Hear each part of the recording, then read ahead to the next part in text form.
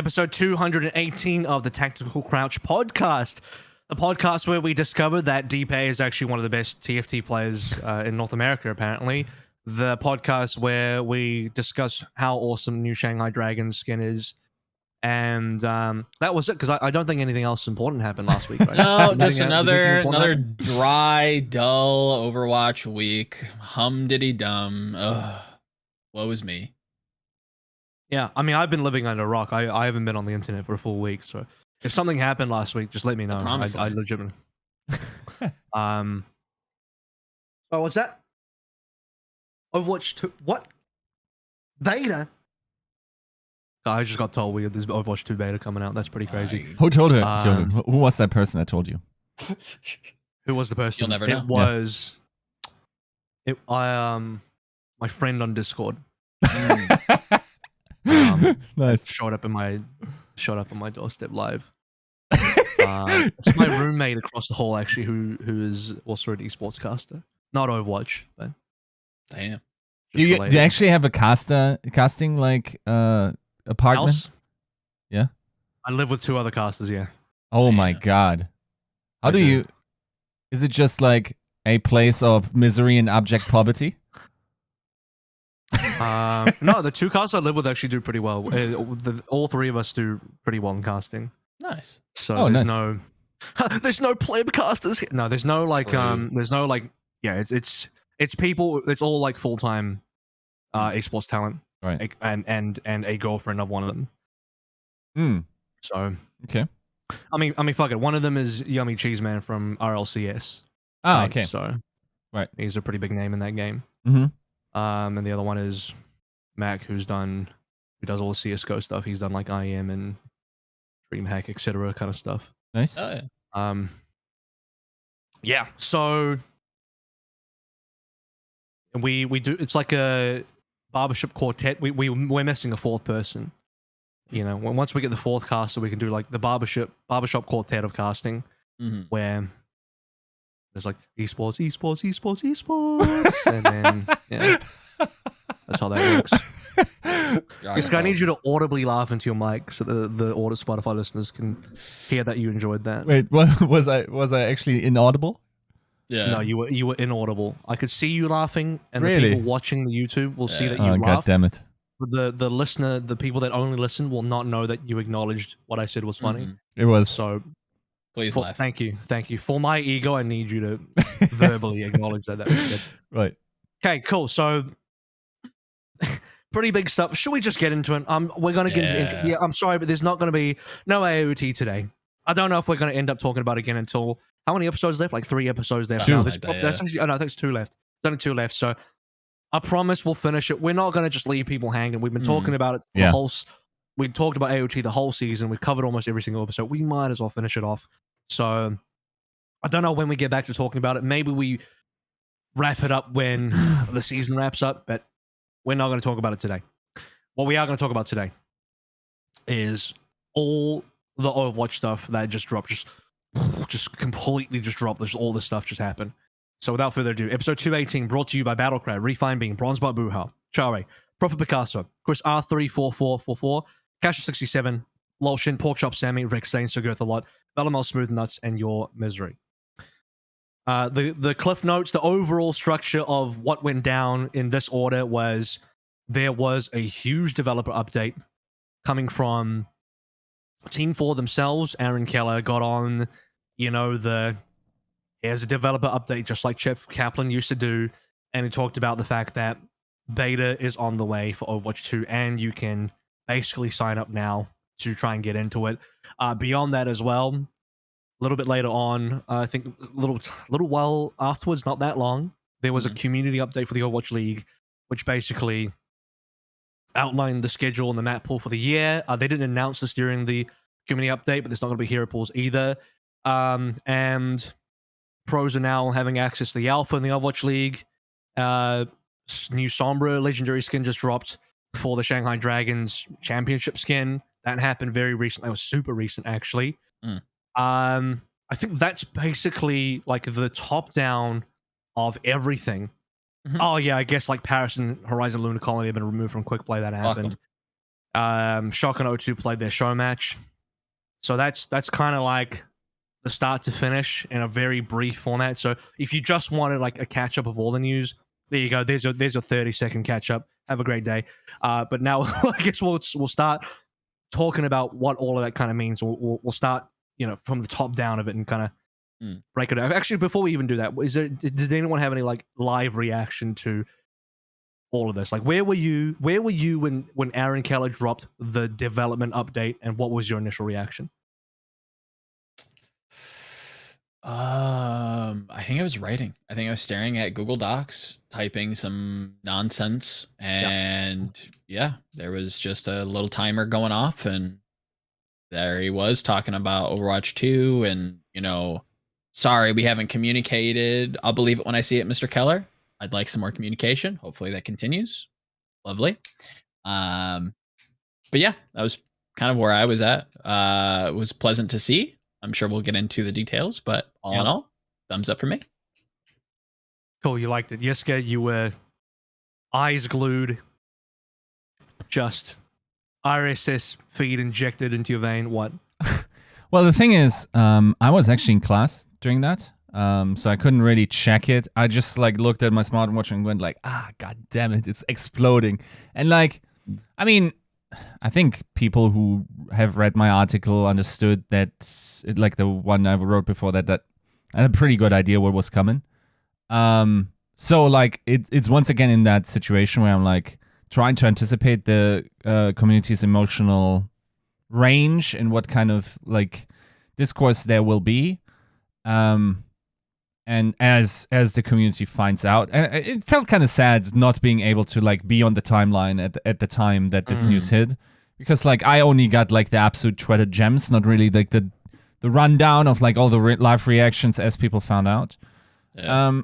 Then I caught up on the dev update once I got home. I have to say, okay, so let's be honest, right? In terms of developers talking to its camera, Jeff Kaplan was probably the gold standard in gaming. Oh, for sure. Right? Like in terms of like being quite rare though. Quite rare. Yes. Yeah. So it is natural that Aaron, by comparison, will like. I think he did poorly. No, he didn't do poorly. It was quite obviously scripted. I would just like. I understand it's hard to like have an organic style. It just felt very Apple, if that makes sense. It's like we have all these nice, really like. Features for you, and it's like, well, you very clearly like, and then the pupils are like just like micro moving, like clearly reading off something or whatever, or like being very clean in the delivery, and it's like, I mean, I guess like this must be a stressful time for him as well. He doesn't want to communicate any uncertainty by like improvising the language or whatnot. It's probably, dude. You know how many takes I have to make in order to read something out when I do VO? I understand, man. Like that shit's hard, right? And especially in front of a probably studio audience or a studio team that's recording this one. So I understand, but yeah, it felt a little like less authentic than it used to with Jeff. Sure. Which more means like we had a pretty good guy in Jeff. Yeah. But yeah, it means that Jeff is a good camera talent, is what it means. It's like I don't read it any. Not saying that you do, but I'm not reading it further than that. Not everyone's going to be great on camera, so it is what it is. And to your point, I think somebody who did do a really good job was Sean Miller on the Overwatch League kind of community update. I thought he kind of killed it coming out there. It felt very natural. It felt kind of, like you're talking with Jeff. Like it was just this open line of communication. It didn't seem super scripted. If it was, I thought he killed it. I thought it was really succinct, and credit to Yiska for getting out there that the hero pools weren't coming, because I don't know. Baby. Nobody bothered to ask, but gotta win. We gotta win. That's the dub. Yiska bothered to ask. Yiska eventually. We'll get to that though. So we will get to the community update after the developer update. So what was I doing? I was still awake for some reason because I don't sleep. Part of the reason I don't sleep is I'm staying awake for this. So as we're live recording, I'm awake right now in the early hours. Right. So again, I won't be sleeping tonight. Apparently, this morning. then, you know, obviously I'm live on the Twitters, tweeting what I don't even remember. Oh yeah. What I did instead of sleeping was, okay, so this is what I did. I tweeted the space, let's fucking go, like really loud, kind of headphone warning clip, you know what I'm saying? You know the Yes. one. In response, like I think I just retweeted the play Overwatch tweet and just with the space video. And then, because I'm not the fastest video editor in the world, I booted up Adobe Premiere and I decided to spend 2 hours. It was somewhere between 1 and 2 hours again because I'm slow and bad. To make the meme of Aaron Keller's developer update, but then put it on the screen of that. I guess like if you were born at least somewhere close to the 2000s, maybe the 90s, you know about the meme of like the crowd in the pub, the bar that are watching a football game, and they score the goal, and they go and the bar goes crazy, right? But the meme is that you replace the football footage with whatever you want, and so I put Aaron Keller up there, and Aaron Keller says, and you can sign up to the closed beta, which will be available sometime in April, and then the bar's like, and then it just all go crazy. So I spent 2 hours editing that for some reason. It made the rounds. To be fair, I think I got enough impressions from that. It was worth it. But I did that instead of sleeping, is what it was. I think I was a little hype anyway. Yeah. Hey? Did you learn a good deal? I find like memes are a great motivator to learn technical skills. Yeah, what I learned is I should get After Effects, because After Effects is really good at doing motion tracking, and Adobe is not. And I tried to do manual tracking, which is why it's so shaky. But at the point, I think I was tired enough that I was like, this is good enough. I'm just going to send it. I'm not going to spend another hour trying to perfect the motion tracking manually. It's not worth it. It's a meme. It'll do enough. But I think I was also just kind of high on the energy of, here we go. It's finally happening. Thank God. You know, everything we've been waiting for feels like it's starting to slowly become worth it, right? So it was just great seeing that. It was just great being part of that live and kind of reacting and celebrating with everybody else. But of course, with that, we're going to talk about the content of that developer update. So we're going to go through the blog post article. And I think the first thing to discuss, and maybe we'll talk about what it is and also do a little bit of discussion on it and then just move through the different bits and pieces. So the number one thing is the decoupling of PvP and PvE, which means in terms of how they're releasing the game, it seems like PvE is somewhat shelved. It's not like deleted, it's there, but they're not focusing on it. It's not a priority anymore. The priority is they want to work on the PvP, get that into the hands of players, obviously in the form of Overwatch League players right now, and then in the form of other players in the public in April for the closed beta, and then beyond that as they progress through the phases of the beta and add more people through, and who knows, maybe eventually an open beta, and then after that, who knows, maybe everyone can just play it. And that's going to be the focus for now that we can read from this. And then PvE will come when it's ready, really. So they've decoupled the Overwatch 2 sides of the game so that it's not one full experience that comes out together, which I would imagine if you were to keep it on the same timeline as it was and release a finished PvP and a finished PvE together, you probably don't get the game until 2023 at the least, right? That's what it sounds like. So by decoupling it, they can get the PvP experience Overwatch 2 in people's hands a lot quicker. Yep. And I think like not only is that what the community needs, because we've really never experienced outside of the more event focused content. We've really never experienced Overwatch PvE. The game has strictly and fundamentally been a PvP based game. And if we're to ever creep back into like the public pop culture discourse and really infiltrate that like we were, we have to do that sooner rather than later, right? I think this is like the best case moving forward. It just it's I guess frustrating in hindsight that we couldn't get to this conclusion earlier. I would imagine the dev team probably thought they could handle both going into it, but it seems like as Overwatch develops, there's always like this very fundamental shift where okay, it's very clear, at least through some of the delays and the outward messaging, is that they're still testing a lot of things. Nothing's really off the table. you go from 6v6 to 5v5, that couldn't have been like an early stage assumption. It seems like it's very late stage, and maybe even could have attributed to some of those delays. And I still think that may have been happening going into the previous or the post development from that announcement, into why we got delayed again. So it's like, if that's going to be the case, I think this is the best, option moving forward. Let PvE take its time, polish it up, give those people what they really, really want, make it a really cool experience, even bring some PvP people over. That'd be great. But yeah, this is great, all things considered, for our neck of the woods. It means we get the game in the players' hands faster, the pros, the talent, the people that need it to get us going. I think the PvE also takes longer to make. I'm sure. pretty sure. Yeah. Like in terms of development hours, PvP, I'm not saying PvP is easier to make, but it's like the game plays itself, and you don't run out of things to do in PvP. Yep. Whereas no matter how much PvE content you make, people who know life the content, which I've definitely done in PvE games, you finish it in a week and it's done. Yes. Right? And devs spend years on that, and you finish it in a week. Yep. So it takes a long time to put out some content that you finish very quickly. Yiska, your thoughts on the decoupling? I think it's definitely a necessary step.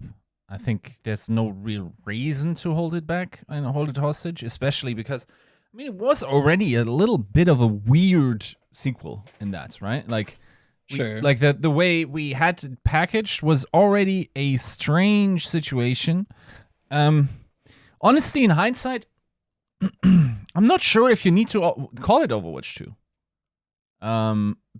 Because like theoretically speaking, it could have just like continued development. Of course, I think there are certain aspects, and the magnitude of the changes that we're seeing is unlikely to have happened throughout regular development. Yeah. It's like, I don't think it's that bad, just like from a linguistic point of view, to like just go with Overwatch 1 until like we actually have the PvE modes and the entire like feature system of everything. I think like maybe they will make that up, or like have smart solutions in the end when they actually bring the PvE live, and maybe they have a clever framing as to have that appear to be something fresh. It also, to a certain degree, reveals sort of like the interesting situation where live service games, as Overwatch wants to be now, to have sequels. I think it's more and more like for every video game, other than like FIFA or sports games, it is very hard to still have a sequelized content role. I think it works fair enough for Activision, and I guess like that's why like this decision was likely taken. But everything else is just like live service that's big now, right? There's effectively like 2.0s that like their game sees like a huge engine overhaul. The graphics get updated. Maybe even like, I'm thinking of like League of Legends and like the map updates with the jungle. Yeah. And, the game kind of coming to life a little bit to like the modern state, where it does feel like this 2.0 patch. But like you said, it's just another skin piled on top of the plate of dishes, right? Yeah. I think everyone at home can basically imagine that the way Overwatch's future should in some ways kind of resemble two games that exist in the market. One is World of Warcraft, and the other one's Destiny 2. And that my expectation for how content will be done in the future, and this is, by the way, me squashing any Overwatch 3 kind of discussion. I think most smart people understand that this is not a situation where Blizzard just endlessly pump out Overwatch sequels. It's not that game. Yeah. They are very precise about the fact that they want this to be a live service game. Yeah. And so you're not expecting Overwatch 3s and more. I always hold to the point that my take on Overwatch 2 and its existence is that they needed to push a big reset button and do like a giant thing. And we can argue like, did they really need to do that? Blah blah blah blah blah. I don't know. Like, it's so hard to dissect unless you know the ins and outs of like what actually went on within Team 4. So yeah, like what I suppose would happen with this is like it's like when Destiny, you know how Destiny 2 drops, well, and World of Warcraft, they drop the expansion packs, right? They just drop these expansion packs. You pay for them. It's like, you know, I can imagine that's what happens. So the PvE model in terms of content drops is going to be pretty huge for people that just want to play that type of game. I have to imagine there's some level of it that's kind of like a WoW/Destiny experience in that you're getting more PvE content. So, you know, let's say you the base game, you play through the PvE, whatever exists, then X amount of months down the line, new PvE expansion drops. Rise of the Omnics 2. I don't know, some bullshit. And then boom, that's your expansion, you know? Wrath of the Lich King, the Omnic version. I don't know. And then just that, like every year. I don't know. That every 8 months, 7 months. Yep. However long it takes them to make it. Could be. Because a new Destiny 2 expansion just dropped. Right? And it's got a new raid, it's got new this, new that, and Apparently it's a full popping as well. PvE experience. Yeah, I've heard it pops. I haven't played Destiny 2 since Forsaken. And I've heard this is like the biggest expansion since then. Wow. I wouldn't mind getting back into Destiny 2, but it's quite intimidating for me now. Yeah. In any case, not to get sidetracked on that, but the point is I see that being the model that Blizzard potentially employs for sure. to roll out PvE, and that's alongside like new heroes, new maps for the regular PvP stuff. So I think the future looks great in terms of how that is, and I think you want to, you want to take your time with the PvE because it does take longer, and the rest of the community is waiting. We're all waiting for just Overwatch 2 because I don't think it would be fair, and I don't think it would be good strategically to basically withhold and hold back PvP because your PvE is not finished. It makes so much sense to just be like, well, PvP is like, you know, is the same. PvP is like the same as Overwatch 1 in terms of what the game already exists. You're not having to make a brand new PvP experience. Yeah, 5v5 is different, but it's still Overwatch. That core gameplay, that core game exists already. You're not doing a brand new thing that you would kind of be doing for PvE. Before somebody says like, "What do you mean they did PvE?" It's like, well, you're not redoing that. You're not just re-releasing Retribution again. You would be new stuff. Yeah, It's people would fully be new. fuming if you got Retribution and Junkenstein's Revenge level content. Yeah, that's not what it is. It's not what it is. It's like the user experience has to be so much more leveled up that you're willing to spend upwards of $60 to purchase that content. Whether that be the platform of Overwatch 2 to branch out into these expansions like AVRL's talking about, or an actual expansion of the game itself. I just think there's a lot of misinformation out there. And some of it is because the information has not been super clear. And so people are just like making up stuff in their own minds.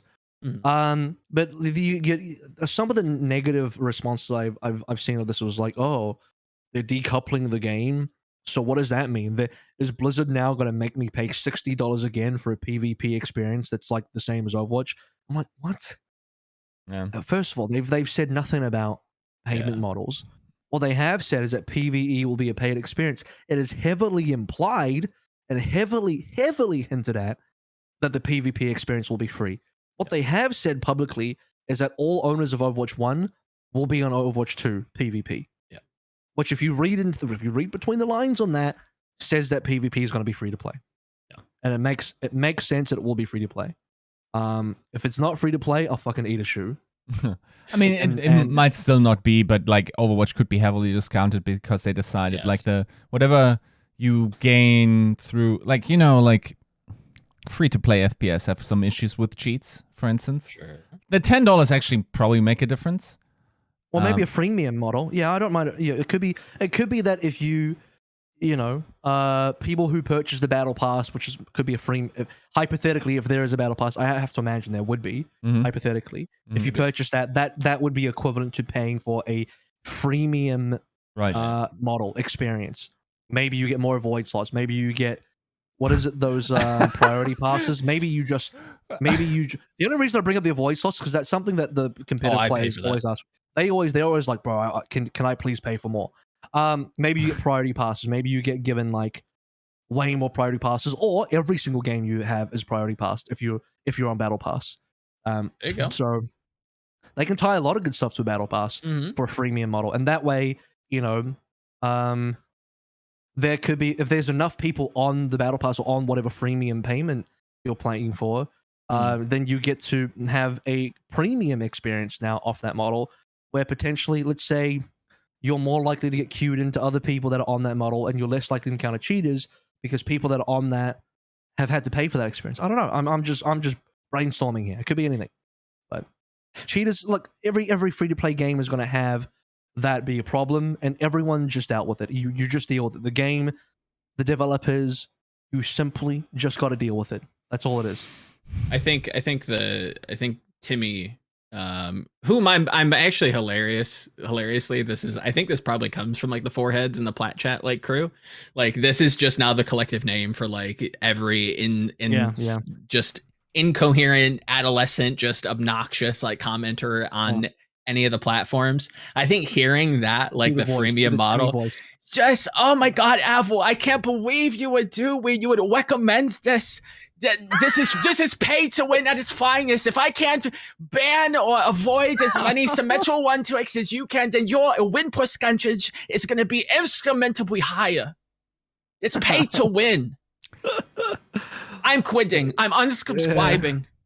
You know that type of person that's like really heavily into like maintaining anime. Like the anime as well, but like no, they like these hardcore PvP experience guys that just like want the purity of the gameplay experience. Like it should all be high skill, and like they're basically high skill zealots. Not as much anymore, but I will say, getting these dudes on your side and appealing to them, bro, you got a squad. They will ride until you die. Like they definitely like will champion the person that for whatever reason makes that inane like absolute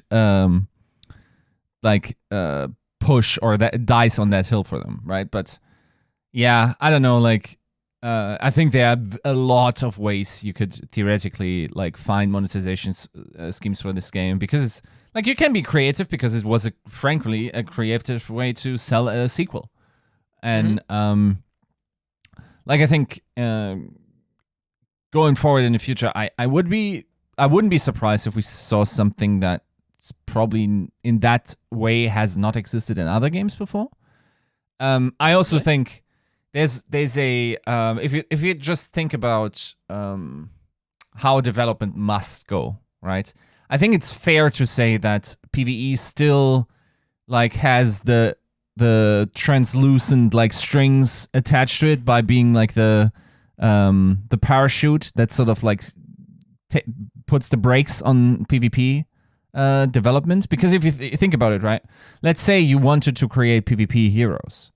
Well, you can't do that as quickly now, because you need to do the full lore and how they will fit into the PvE story. You need to figure out like the pace. Do they? Can you pick up? I don't know that they do. You would think like we might have like 3 more heroes in PvP than we will have at the same time in PvE. You think that's a possibility? No, because what they've announced with PvE is there are certain modes. Okay, there are modes which are story based, where you must play Reinhardt, you must play Lucio, and you're defending Rio de Janeiro, and you have to have these heroes. And then there are open modes. I think I can't remember. I'm not going to try and pretend I remember. It's almost like an adventure mode. Right. The adventure, like Diablo-esque adventure mode, where you can pick any hero and you just play missions, right? I think it's called the missions or whatever like that. Right. And the new heroes don't need any integration. No. So you can just... It's like, do you remember you play Retribution or something in Uprising, and there's like the all heroes mode? That's what it is. But you still need all heroes. The skill trees, presumably, right? Sure, they can make the skill trees. Yeah, they can. Yeah. With every new hero release, they release the heroes, and they release some skill trees. Yeah, I mean, it feels like maybe I'm thinking too much about this, like how much of a time investment that is. But I think like looping that to be fun. It's probably not a non-trivial thing, just like developing the systems for both the PvP side of the hero and the PvE side of the hero. Like, is that certain ability working with our interactions? We got to have very clear rules as to what goes in PvE, what we cannot do, right? There has to be some consistency between like the PvP experience and the PvE experience. So I would imagine like it probably slows down PvP hero development to a degree. Not that I would say this. I think first of all, there's no way that they can release the cadence of hero releases can be slower than it was in Overwatch 1. It must be at on par, if not faster, to survive in the modern free-to-play market of live service games, the modern world. And this is, by the way, another reason why I'm heavily of the belief, hypothetically and speculating here, of the belief that it will be free to play, because all major successful live service models are free to play. I don't think you can really survive as a live service if it's not free to play. Like, fuck me, Destiny 2 is even free to play. And you just pay money for the new expansions. I'm not here to argue whether their free to play model is good and blah blah. That's for the Destiny fans to figure out. But my point is, all successful live service, I keep trying to say live streaming, live service models are free to play, which is why I'm like a 99.9999% there that it's going to be free to play. So back to the hero discussion. What I think should happen, or what I'd like to see, is if they make heroes in Overwatch 2 designed and geared for good gameplay experiences in PvP first, and then try and figure out how that works in PvE. And the reason for that is there are far more consequences for poor designs in PvP than there will be for PvE, because in PvE, if you get some broken ass hero, at least you're just beating up on the bots, right? No one cares. PvP, that's a problem, because you're now playing against people, and your own team and blah blah blah. So, and maybe it's the case where, like you say, maybe it takes more time to do the skill trees and stuff. Personally, I don't know. I'll give Blizzard the benefit of the doubt. I believe that they can just do it all and just get it done. It's just, you have people that work on the skill trees, and you have people that design the heroes, and they marry up and put it all together at the end. But it's not like Jeff Goodman now has to be like, oh, well, this is going to take me twice as long because I have to do both the PvP and the PvE version of this hero. No, there's got to be another team for all that. There's got to be another group of people that can handle that. But even if it did take much longer, fuck it. The PvP version of the hero comes up first, and then maybe it takes 2 weeks for the PvE version to come out. I don't know. Maybe. But if that's what it is, it's got to be what it is. I think what they got to figure out is, and that legwork has very likely been done already, right? But I think they have very clear ground rules as to like how they design encounters in PvE that sort of limit what you can do with the PvP kit, right? So for instance, one thing you wouldn't want to do is, let's say you're designing your encounters as to not have make use of any verticality, and using verticality breaks the encounter, and then allow Baptiste to be in that, right? Because it would feel weird to play him in PvP, have the weird jump thing, right? And then you get into the PvE environment, and for no discernible reason, you gotta take the jump off him. I think what they really have gone to, they have a set list of design features, which are we can do this, and then they have a no-go area, right? Where it's okay, we can't use these types of abilities because they break PvE to a degree. So as signature abilities of those PvP heroes are introduced, I think there are certain rules as to that, as to not overly slow down the process. Does that make sense? It does. And I think AVRL's, about to agree, but I think we're in the same area if I had to guess. I think you've got this backwards. As much as I agree with you that the PvE element of this game is, I think, going to be bigger than people expect, by no means is that their North Star. I think the PvP element is what guides them. Yes, because they've even said as much, that the PvE is what allows them to break the heroes and make them OP and stupid. Yes. Not the other way around. It's there's no way where the PvE version is the more tame version. Yeah. Oh, they can't jump. No, I don't know. That's never going to happen. No, you don't want to take anything away, right? And that's why your counter design has to allow for the possibility of all the PvE skills to be still sort of useful. Can I just say that if something is stupid and broken in PvE, that sounds like a good and fun PvE right. experience. Yeah, I agree.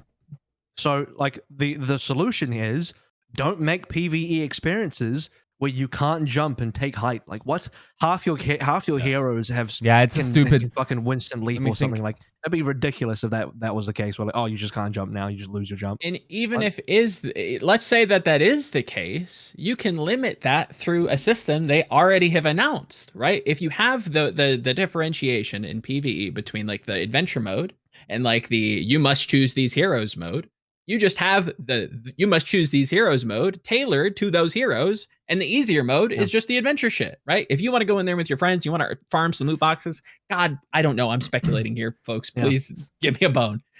Like that's going to be the mode that you can go in. You can cheese the system. Okay, cool. But if you want to like get the cool skin, if you want to get the achievements and like the prestige, then you got to pick the heroes that Blizzard picked for you. That like the encounter is tailored to, not tailored to the entire 50 plus cast at this point, right? Like it's not.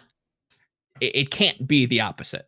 Yeah. The thing is, like, I think one thing, for instance, like as an example, right?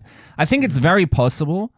That like CC reductions or like the fact that we seem to be getting rid of more and more CC is in PvP is not necessarily just good for PvP, but it also makes it so like, let's say like 4 of your signature heroes that everyone plays has CC abilities. You don't want to get rid of that mode. You don't want to take anything away from the PvP character. Does that make sense? You want your PvE experience to be more powerful and to feel like you have progression. You don't want to take the stun from the hero in PvE because that would break the encounter because you could just chain CC for 5 minutes and like circumvent all the mechanics, right? Well, there's ways. I mean, look, if you've played PvE games enough, you know that this has been thought up already. You can't change CC because diminishing returns. A stun. There'll be like some stun limit, and be like, okay, you stunned this boss. Right. It is now immune to stuns for 10 seconds. Yeah, like that's basic. That's been part of PvE experiences for a long time now. Yeah. But yeah, look, if you have, let's say hypothetically, the stuns are being removed across the board in Overwatch 2. They've said as much. Let's say hypothetically, Brig can no longer stun.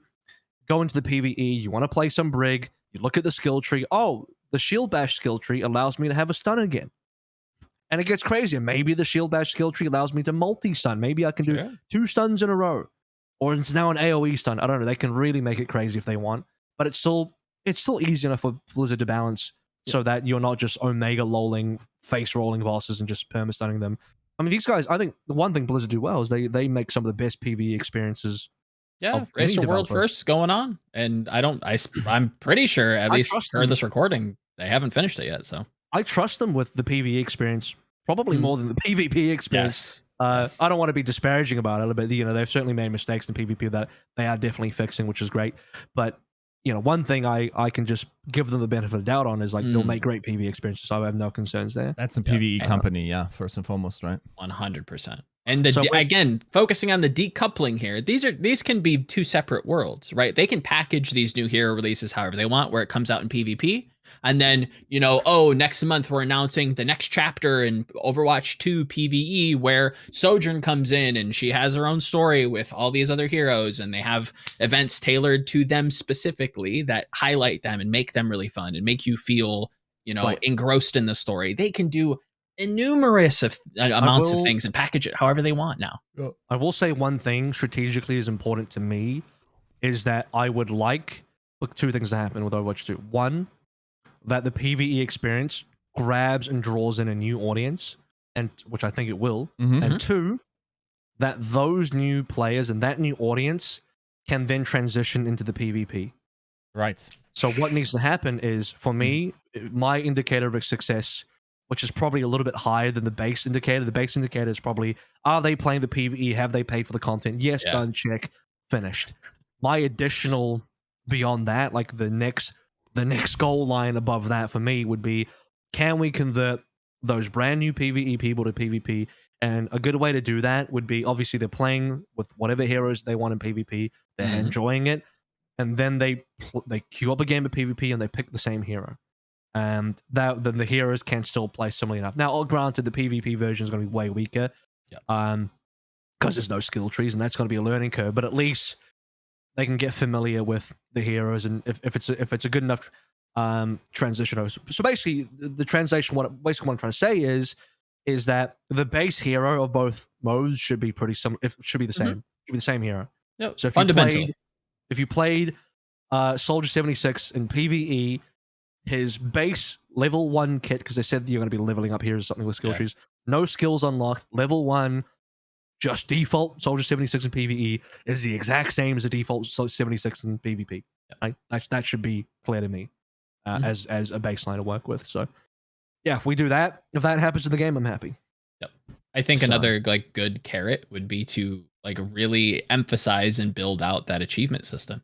Right? Allow PvP specific achievements, allow PvE specific achievements to grant you maybe a skin. Like, oh, cool, I did, defend Rio de Janeiro on hard. I got this skin. I can go into PvP and show off my friends. Hey, cool, look, I got this skin. You don't have that skin. Sick. This man wants Gladiator. I agree because I think in Call of Duty, don't players grind unbelievable hours just to get a specific skin? Yes. Not even just prestige, but they grind specifically for some skin on a gun. Damascus. That's probably like not even that good, but they just want the skin. So they grind unreal hours for it. So, fuck it, throw that in the PvE. Give people a carrot to chase. I don't know. We have to that's the big question I think that most developers kind of have to solve. I'm 100% with you there that this is almost a foregone conclusion. The PvE is going to be good. It's going to bring a new audience in. That's going to be fan, like using the restaurant analogy like I tend to, right? If nobody's entering the restaurant, I can't sell you food. So now that you're here, how do I promote my dish to you? How do we promote the esport? How do we promote PvP?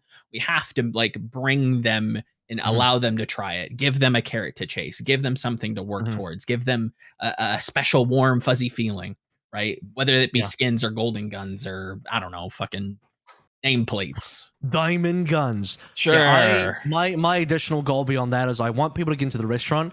And then I want to get them also then into the toilet so they can experience the PvP as well. So there we go. How do we get them in? Get in the toilet. Get in the toilet. All right, cool. So no further comments on PvP PvE stuff. Let's move on. That was a long discussion just on like the first point, really, but a big one. I think it's a big point though, because decoupling the PvP PvE is not a small thing to do at all, but strategically makes a lot of sense. So. Second thing they talked about is that closed alpha testing for Overwatch PvP begins in select regions, which includes Blizzard employees, Overwatch League pros, and a few other select groups to help prepare for wider testing. My only concern is how late this alpha has come. Don't get me wrong, super glad that the alpha is finally here and that the pros can get their hands on it and start scrimming. Agreed. I'm not so much concerned about, I mean, we can talk about this. Is anyone concerned that the 2-month window between now and when the league starts in early May, is anyone concerned that 2 months is not enough for the teams?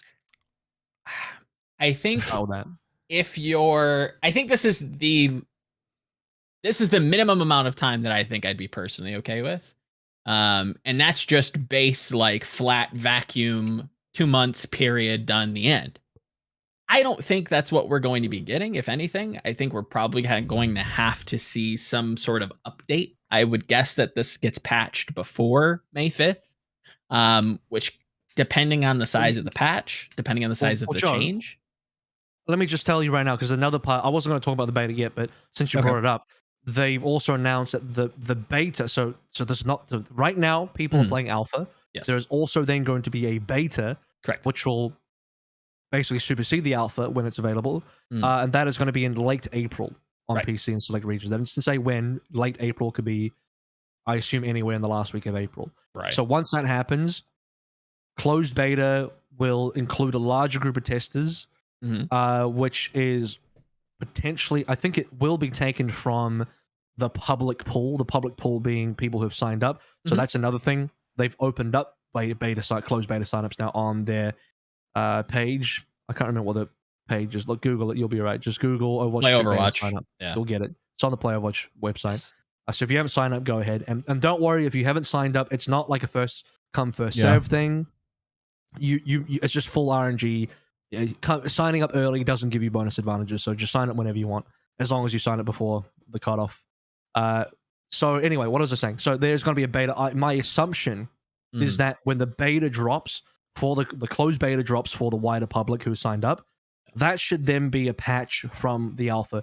And I don't just mean, oh yeah, they have to patch the game. No, I mean like whatever feedback they got in the alpha is very likely then going to be culminating in some sort of end of alpha patch going into the closed beta. So the game is, I don't know, less buggy, more polished, whatever it needs to be for the wider public, right? Yeah. So Joe, you bringing up like some sort of patch? Well, that's what I foresee.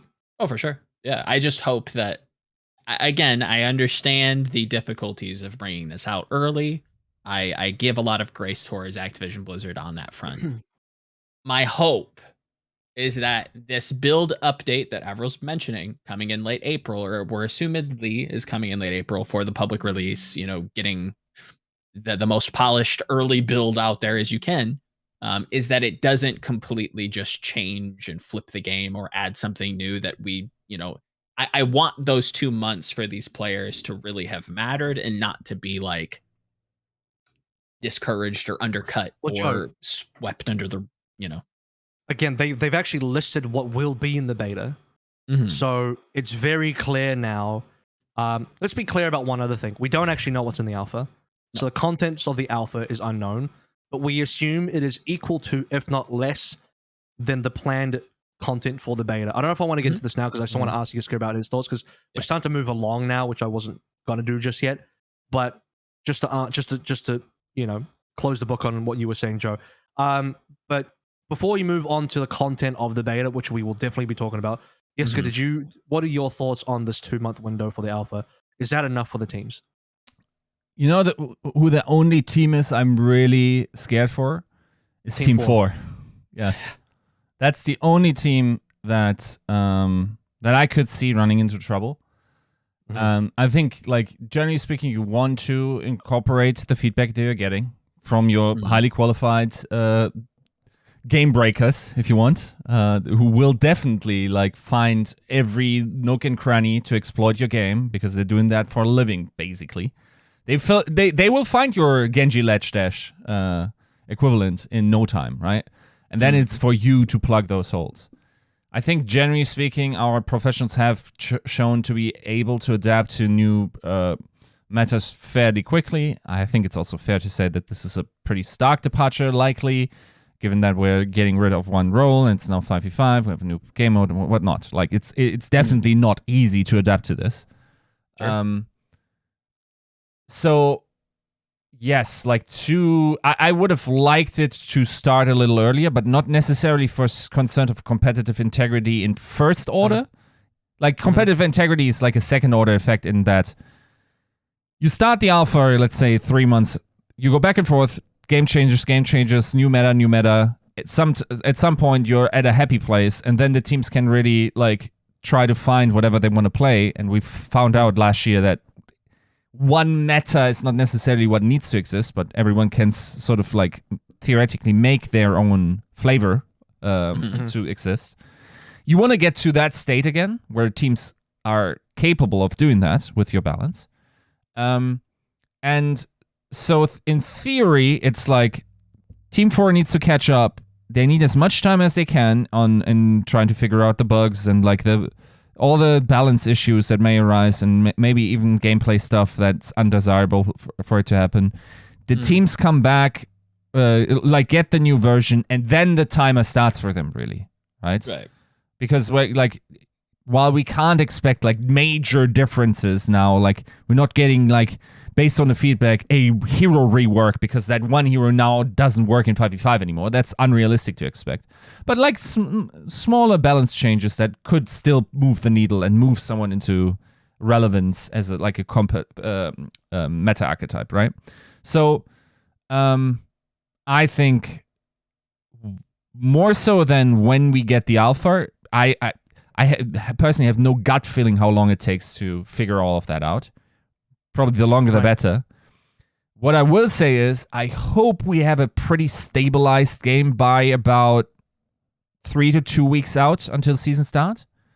So then, like, pros can have some security in that the next 2 or 3 weeks of hard scrims will actually matter when I hit the day one service. Right. Now, Do I expect this to happen? No. Actually, I expect the entire season to have a flux state where I'm not even sure if we should adhere, for the sake of the game, really, should adhere to content update cycles like just every stage. I think that might be too slow. I think we might, and that really damages competitive integrity to a degree. And I'm not looking forward to Packing's job. But theoretically speaking, it is absolutely possible that someone in week 2 finds out, you know, that one thing that Sojourn can do that absolutely now breaks the game because I found it out in, like, conjunction with X, Y, and Z. Yeah. Like, that needs to be fixed, bro. You can't sit on it. That'll be a hot fix, surely. I mean, hopefully, but even because, like... Yiska, That'd be pretty because broken. that will also apply to the live game. It's not just like, oh, in Overwatch League, there's this crazy thing. No, if you can do that in the Overwatch League, you can actually do that in the live game, which means it will require a hotfix. Yes. If it's bad enough. And depending on the magnitude of that issue, maybe it's not even about the hero, maybe it's about a game mode or something. Sure. It could very significantly change, let's say, the push win condition. Like someone figures something out about the meta of push and completely breaks the win condition in terms of, like, let's say it's worse than stalling on 2CP was. Mm-hmm. Like, you know, like no hero limit stalling. Imagine we had Wrecking Ball back then. That map never ends, bro. It never ends. Like, we're playing snooker at that point, right? I have to pull this back a little bit here because we're moving into Overwatch League discussion, which we'll get to when we talk about the community update for Overwatch League. Right. But it is really interesting. I do want to dive into that a little bit further on because I have some more thoughts on that. But what I will say is that, like, yeah, if something broken happens, I expect that if it's too hard to fix immediately, it could just be quarantined in the Overwatch League in terms of, okay, don't play this here anymore. It's been banned. It's been restricted. Or, you know, it's maybe they can put a help fix out in time. But there's a whole nother discussion there about, like, how does patching work due to crossplay? And I can see crossplay really slowing down the patch cycles because you have to go through certification through Sony and I was going to say through Microsoft. They are going to be Microsoft in just a hot moment, but not immediately. They go through themselves for Microsoft. So we're not going to get into that. I will get into that. I do want to get into that, but I want to make sure we finish this initial topic first. So the first part of what Yiska was saying in terms of the time in the alpha, I agree with. I don't think it should be an issue for the teams because 2 months is an adequate amount of time. If you think about new game updates to when an esport thing might start, within 2 months is very common. If you were to get a brand new game, I'm not even just talking about a sequel, I'm just talking about a brand new IP that doesn't exist, and you land on that IP, within 2 months it's probably a tournament, and you can ready to play a quote-unquote esport. Now, this is different in terms of scaling. That could just be some rando third-party esport. This is the Overwatch League. It's franchise, multi-million-dollar league, right? It's a different scale, which I understand. But 2 months theoretically is enough. The only caveat I'll throw in there is how fucky is the alpha in terms of it just being a roller coaster ride for the teams to work through, and you know, maybe things that are working just get mega patched, or you know, things just all over the place, and then that 2 months worth of practice starts to feel like it's not as valuable in terms of, you know, that 1 minute of practice during a very turbulent alpha is not as valuable as 1 minute of practice when you're playing Overwatch 1 and the game is exactly the same, is what I'm saying. It's also not that. Sorry. Go on. Like, also what? Right now, teams actually shouldn't practice in order to figure out the best meta.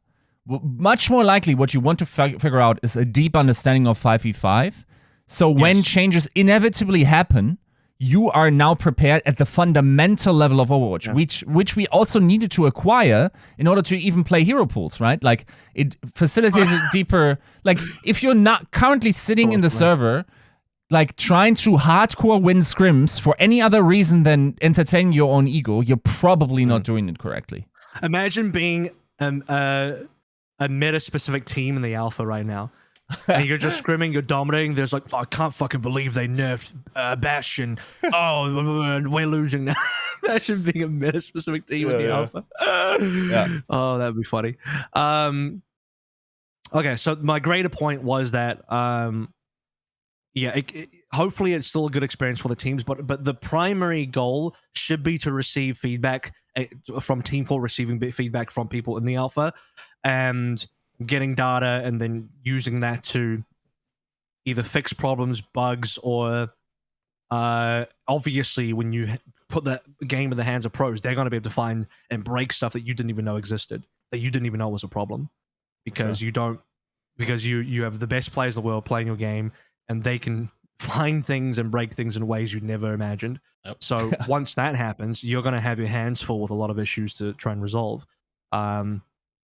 So my concern is that I don't think 2 months for the alpha is long enough, but not because of scrimming, but because of the feedback into implementation, patching, fixing cycle. Right? I don't know that 2 months is enough for that. Yeah. I think the alpha should have been available 2 months ago before now. So 4-month alpha. And as a byproduct, then the teams get to scrim 2 months earlier as well as a byproduct. That wouldn't be the priority. I wouldn't want there to be an alpha 2 months earlier just so the teams can scrim. My primary concern along with Yiska is that you just need more time to figure shit out in terms of what is broken, what is working, how does 5v5 play, is it fun, is push fun, does push work, what do we need to fix, is, what are the problems that have not been identified by the QA team, because the QA team is not the literal best players in the world, and hundreds of them too. Yes. So that's the difference. So, maybe we get lucky. Maybe there's no major issue in the alpha, and things are super smooth. And boom, we get April. Public gets the closed beta. Everyone's happy. But if there is some bullshit that gets found out in the alpha that wasn't seen, not because Blizzard didn't do their jobs, but because you just won't ever see that unless people break your game, then now you're like in a bit of a shit place. We're like, damn, we don't have a lot of time. Like, this alpha only lasts 2 months. Like, how major is this problem? If this problem is very major, then do we have enough time in 2 months to get this done? You know what I mean? Like, that could be an issue hypothetically. Yeah. So that's my only thoughts on that side of things. But otherwise, cool. So we can talk about the beta now. So that's alpha stuff. A beta stuff is that we kind of already went into it. So I talked, when Joe was originally responding, I was talking about how they announced a closed beta. You can sign up now. It will be available sometime in late April. And the listed content for the beta, this is officially from development channel, from the development update, is 5v5, but we already knew that. New hero Sojourn, so officially available to play in the closed beta. Finally, that people can get their hands on Sojourn and figure out, and what does she do? What is this here? I think people already know what she does in a way, because she kind of didn't she get revealed in the She had like a gameplay teaser. Yeah, there was a gameplay teaser a while ago where they revealed she could slide, and they revealed she had a railgun back then. So we already have a bit of an idea of what she does, but finally people can get their hands on and see what the gameplay is. There'll be new maps. The new maps that are listed specifically are Circuit Royal, which is a new escort map. That is the Monte Carlo map. Midtown, a new hybrid map. That's a New York map. New Queen Street, a new push map. That is the Toronto map. Coliseum, the new push map, which is Rome. I don't know why they decided to rename everything. Yeah. Because Monte Carlo, New York, Toronto, Rome is just way cleaner. Yeah. And now, I have to remember, we're going to Circuit Royale, Circuit Royale. I'm like, just doesn't float off the tongue. Like, Monte Carlo is just easier. I don't know. So, is what it is. Those 4 new maps. So we're not getting, there was that rumored Swedish map, Gothenburg or something. We're not getting that. I don't know if there's a map set in India or something. We're not getting that. Because that was teased in the Zenyatta whatever thing. His little storyline in the PvE. I don't even know if that's a real PvP map. But there's definitely other PvP maps that we are somewhat aware of that are not a part of this. Next, new mode push. As you can imagine, they announced the 2 push maps, so that's you get to play 2 push maps. Hero reworks for Orisa, Doomfist, Bastion, Sombra. We already know about the Sombra Bastion stuff. That got revealed in the Overwatch League. Yeah. grand finals day as the PvP test. Orisa Doomfist, we did not know about yet. There had been some hints in the past. I believe Jeff Goodman hinted that he said something along the lines of, "Oh, I wonder what Doomfist would be like as a tank," or like, "We've been testing some Doomfist tank." Like he said something like that. Yes. So there's been some rumors about Doomfist tank. Arissa, honestly, no idea. Whatever that the fuck that looks like. Literally anything. Give her a Glock. She's a DPS now. She holds Yeah. she holds 2 Glocks and she does this. She holds them gangster style. Akimbo. Blicky. Yeah, cool. So and then beyond that, the final thing they listed was a new ping system, which is really interesting. So ping system, I have to imagine like Apex Legends has a ping system. Yeah. Probably the best. I think Apex Legends has the best ping system. Agreed. Valorant has a ping system, not as robust, but pretty basic. It just lets you tag somewhere on the map and then people can know. So that's cool for players that might not be as comfortable getting on the microphone. Any way to help people communicate more is always good. Yes. So we'll see how that works out. What do you guys think about this content plan for? I do want to say one thing though, and I'm maybe reading between the lines here. This is not at all some confirmation from me. I don't actually know, but I have to assume that this list of features that I've just read out is the initial list of features planned for the closed beta, and that as the beta rolls out throughout the year, more stuff will get added in. And the reason I'm speculating on that is because that's how the Overwatch 1 beta was. Overwatch 1 beta was you played whatever was there, and then as you went through the beta, Roadhog and Junkrat got added, and then there was the whatever patch of this person now got added. I think Lucio was a new hero at some point, Yeah. So I am expecting that to happen again for this beta because there's a precedent of that already happening, and it doesn't feel like there's that much content in this closed beta announcement for content features compared to what we already saw for the Overwatch League Grand Finals. So where do you guys stand on this list of features?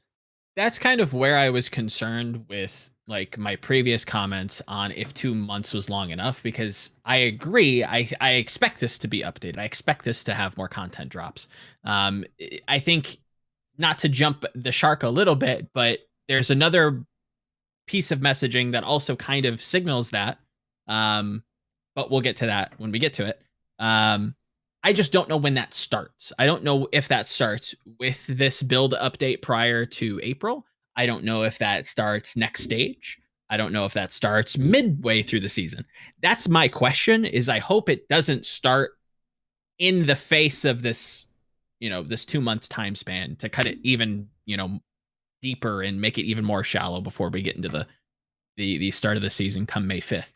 I hope that it's just what has been announced. That's what we're going to be played. Maybe we get a build update, maybe some tuning changes. That'd be fantastic. And I'm expecting as much, but I also leave room for, some business execs trying to push some things along and ruin it for everybody. You're not getting less than what's listed on the beta. For sure. You're definitely not less. I'm just concerned about more and maybe just like really trying to experiment. Wouldn't more be kind of good? Probably. Maybe depends on who you ask. Maybe not for the teams, but for the wider public, I can imagine it's probably a good thing. Yeah. I just worry about the teams in that way. And then maybe Packing and, his staff comes in and goes, okay, we're just going to take what we were given. And then everything else is, that's I'm waving my competitive integrity flag. I don't know. Packing, maybe you have a flag, maybe you don't. Who am I to say? Maybe we get some sort of rule set put in place that, okay, cool, we're going to be playing on this build of the game. Everybody else can play something else, but that also kind of feels a little crunchy. I don't know. All right, Yiska, your thoughts on the list of features for beta? It's really hard to say what kind of approach you want to employ. There's a lot of strategies that you have to consider, right? Like, you want to justify the label of Overwatch 2. You want to not splooge your full, PvP. How do I get out of this metaphor without being a pervert? Splooge, maybe it's like toothpaste. You can't put the toothpaste back in the tube. Right, your whole load on the... There's so many ways you could have done this analogy without going just dirty. right into the load. You chose to go dirty for some reason. I don't know why, but go on. Come on. When your first, best next metaphor is toothpaste, It's like, come on. At that point, like, we're all adults here. It'd be like a waterfall. Like, there's plenty of other things that So you could can't maybe put the, you can't put splooge. the taste back in the tube. Okay, Yes. continue. Right. What do you mean? What are you talking about here? That works also in the other sense. Now, now, I think, generally speaking, it's hard to judge how much feeling of novelty a 5v5 game will generate for me or like other players. It feels not a lot. It feels like it's really hard to say, but it feels like it's bottom of the line relevant in terms of like justifying the new label. I really hope. Here's my hope. But it's a beta. The label is beta. Yes, though, you have to remember. True. Here's my and the first thing that you're throwing out will be, like, the new first impression will be very important. Now here's my my hope. I think Overwatch as a game has been underrated for a hot minute, dude. Like, the improvements that they had made in the past on this game is not accurately displayed in the public discourse around this game, which is presumed to be dead while it's still a super polished, super, actually rather balanced experience that probably just deserves way more eyes on it in the first place, right?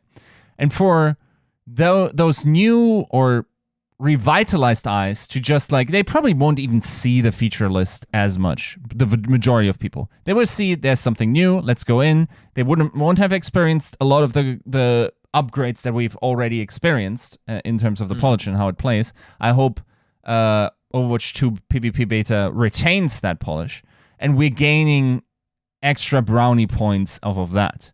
Because the additional brownie points for established players that have been slugging through this for the last 2 years is not a lot, I'll be honest. You could even argue that because we are losing to CP, that you now have less content in terms of the maps, right? In the beta, though. In the beta, in the yes.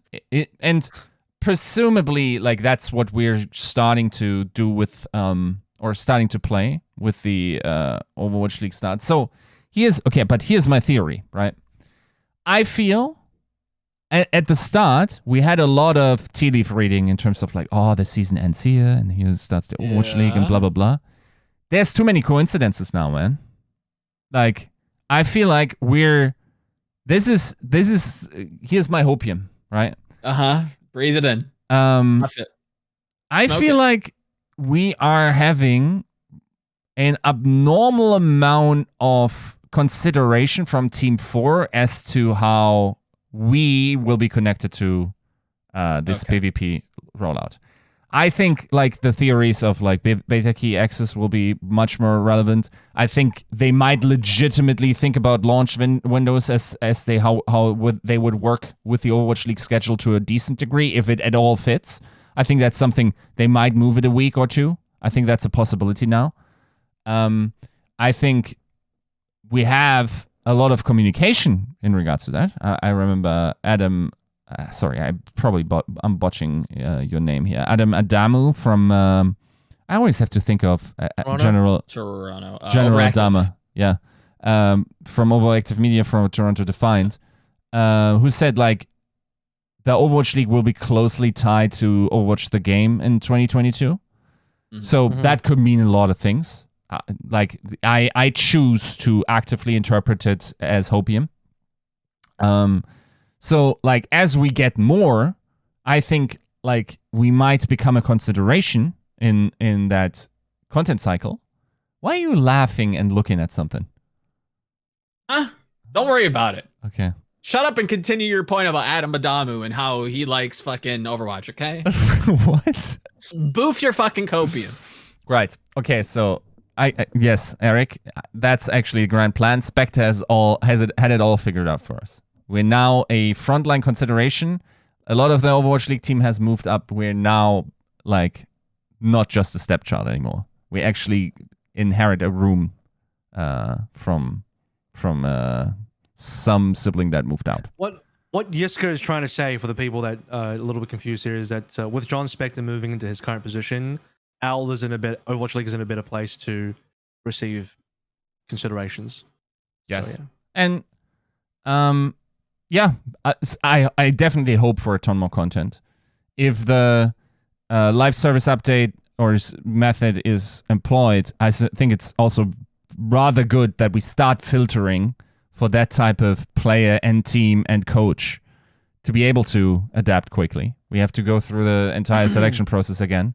Once we figure that out, because we need that, dude. We need the constant novelty injections. That's just 2020. It took me darn near 5 years to accept this, but like we're here and that's not going to change. Audiences are not going to change.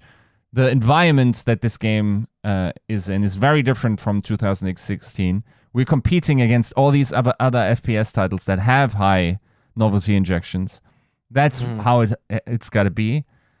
I would have wished for it to, at least in the initial announcement of the beta, because keep in mind, like they can do whatever they want in the alpha, theoretically speaking. Like we don't even know if that's the content of the alpha, right? So I would have wished for the beta to just like be announced a little bit more information, and for it to just like splooge a lot, maybe a couple of heroes more. Just all over the toothbrush. You mean when you say more information, you're talking about you want them to have more content. Yes. Like if you are eventually going to roll out that content over the season anyway, then I think a higher starting threshold would have probably gotten more people over. Right? There's a lot of speculation as to why it is. It could be that the content isn't ready. Could be that they don't want to overwhelm people with too much content, which is maybe a little bit sounds stupid to say because we've had no content for 2 years, but still true. There's a number of reasons why that would be the case. Is it just like because like if you find a starving person, you don't give him a full meal because that won't be good for their health. You give him a little, so he doesn't overfeed. Because of starving person, if you give them the full meal, they might like die. Yeah. Right. So you might you know how if you're suffering from hypothermia, you can't just like jump into a hot tub. I think you die. So you have to like slowly warm up. So do you think I would have otherwise OD'd on Overwatch content?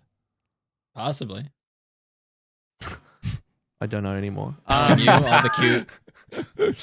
Can I say one thing in response to the Adam Adamu stuff? Right. Because you've just kind of jogged my memory on that. And for people that don't know, he went on a podcast. It was funny enough, ironically, it was a Vancouver Titans podcast. Not unofficial, obviously. It was a fan podcast of Vancouver Titans called Ready Set Pwn. People who still use Pwn in 2022. And he said some stuff about Overwatch 2 in the Overwatch 2 beta. I don't even know if he was allowed to say that, but he just did. He just dropped it out there. But no one heard it anyway because it didn't generate any. Here's the funny thing about the Overwatch community. They're always like starving for content, just like, oh, tell us anything. There's no news. Give me any news. And then Adam Adamu just drops a fucking bombshell. Yeah. And then you go to competitive Overwatch Reddit, and it's just it's fucking crickets. Yeah, absolute crickets. I understand. So you guys act like you're living in a third world country. You're in the fucking Sahara Desert. Haven't had a lick of water to drink. Adam Adamu just like, I don't know, just fucking drops like 10,000 tons of water, whatever it is, liters, and you're just like, I'm thirsty, man. Where's this water? There's no water here. I'm so thirsty. And it's like, you just got a bombshell and none of you acknowledge it. It's actually incredible scenes. Yeah. Beyond that, so Overwatch 2 tied to Overwatch League, what you can read into that, and this is the other thing you have to look at as well. This is, again, speculation on my part. I'm just doing the maths in my head, like 2 + 2 must mean 4. I'm doing some math here. Is when you look at the specific timing of when the closed beta is coming, late April, just before the Overwatch League season starts on May 5th, just before. That is not a coincidence. You have to read between the lines and assume that with the closed beta dropping at this stage, that the beta of the game is heavily linked to Overwatch League in terms of could be beta drops. That's number one in terms of thing you speculate on. Why? Because Valorant fucking did it, and it sold like hotcakes. When I say it sold, I don't mean people paid for it. I just meant like very popular. They ate it up. People ate it up. You didn't. Yeah, you sold it for $0, and people ate it up too. People ate that shit up.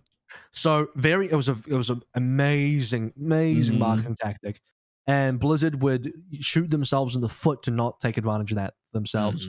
So why is the closed beta launching just before the Overwatch League? Oh, I do wonder, mate. If there's smoke, there's fire. Come on, do the math. Why is the Overwatch League, getting that early access? Like, yeah, I think you guys are right. Like, it does point towards a better integration of this league into like the breadth of the game. So, and the other thing the other criticism, or I should say criticism would be more like something is known and then you criticize it. A concern here in terms of if you were to speculate was that, are people going to be able to play the game when the league goes live? Because it's a weird experience to have an esport playing a game that you cannot play yourself. That is a weird experience, and rightfully so. I agree. And there was a lot of concern behind that. And so again, very specific timing, that there just so happens to be a closed beta launching just before the Overwatch League season starts. Now, not everybody's going to get access to this closed beta. I have no idea how many people are going to get access. Could be a lot of people. Could be not a lot of people. Let's hypothetically pretend that Overwatch League will do drops for this beta. Yeah. What is the likelihood of you getting drops? Because I'm not gonna lie, when Valorant did the same drops, I sat in Summit 1G's Twitch channel for maybe one day. I didn't get it either. I left it on. No, I got it within one day. Oh, did you? I left it on overnight. Woke up and it said, "Congratulations, you're in a Valorant beta." I had to be gifted one because I just got unlucky. Yeah, well, you're one of the you're like a peasant out in the field. I am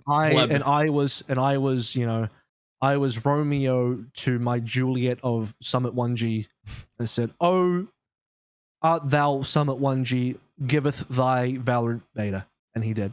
And I mean my monitor punch. I ran 13 accounts like a scumbag. Yeah, you did. I ran one account and I got it overnight. So, so anyway, my point is, I have no idea it's hard to speculate. What is the drop rate going to be? Is it going to be easy to get? Is it going to be hard to get? If it's easy to get, a lot of people are going to get in. Can I speculate even further? Okay, so if we're concerned I'll allow it. That if our esport is playing on a game that the public can't play, and that's a little bit of a jarring experience, and we know that the early build beta is going public in a closed fashion late April, could you facilitate that going public of the beta, right? Like people getting access through maybe a preseason event to say, hey, here's our Overwatch League preseason. We didn't tell you guys, but here we go. We're going to do some fun show matches with some of the teams, do some fun shit. And if you watch, we'll give you beta access. I thought about this. I don't think they would count that towards the season viewership. And therefore, you probably shouldn't do that. I think it is actually pretty good to have the first activation on the start of your league. Okay. Because you never want to run in the situation where your preseason matches are your highest watch games that year. That might happen. Agreed, yeah. Because like everyone wants the Overwatch 2 beta. The keys. Right? Yeah. And then it just like has way more views than your Overwatch League final. Listen. And therefore you have demonstrated that those guys actually aren't interested in esports. Right. So I think it is a huge marketing blunder to not announce something like that. For sure. Why would you announce a start date of May 5th and then like, oh, surprise? No, you don't do that. You would just announce the preseason. If there was a preseason, you would announce it because it would be the correct thing marketing-wise to do, because you want people to put it on their calendars. You want them to plan for it. You want it to be a known thing that people get hyped about rather than just like dump it on. I don't know. Like from a marketing perspective, it makes no sense to hide that. So anyway, as I was saying, I think to combat the which you also mentioned, the jarriness of the league playing it, but you can't playing it. Clearly, it looks like, well, I mean, it doesn't just look like, it is factually now that with a closed beta start just before the league starts, that will be alleviated. Not entirely, because a lot of people will still be only watching, but I think it does enough that you could get into the beta and you want to watch because you want to get into the beta. And then when you get into the beta, you are now getting to play the same game as the pros, which is really cool.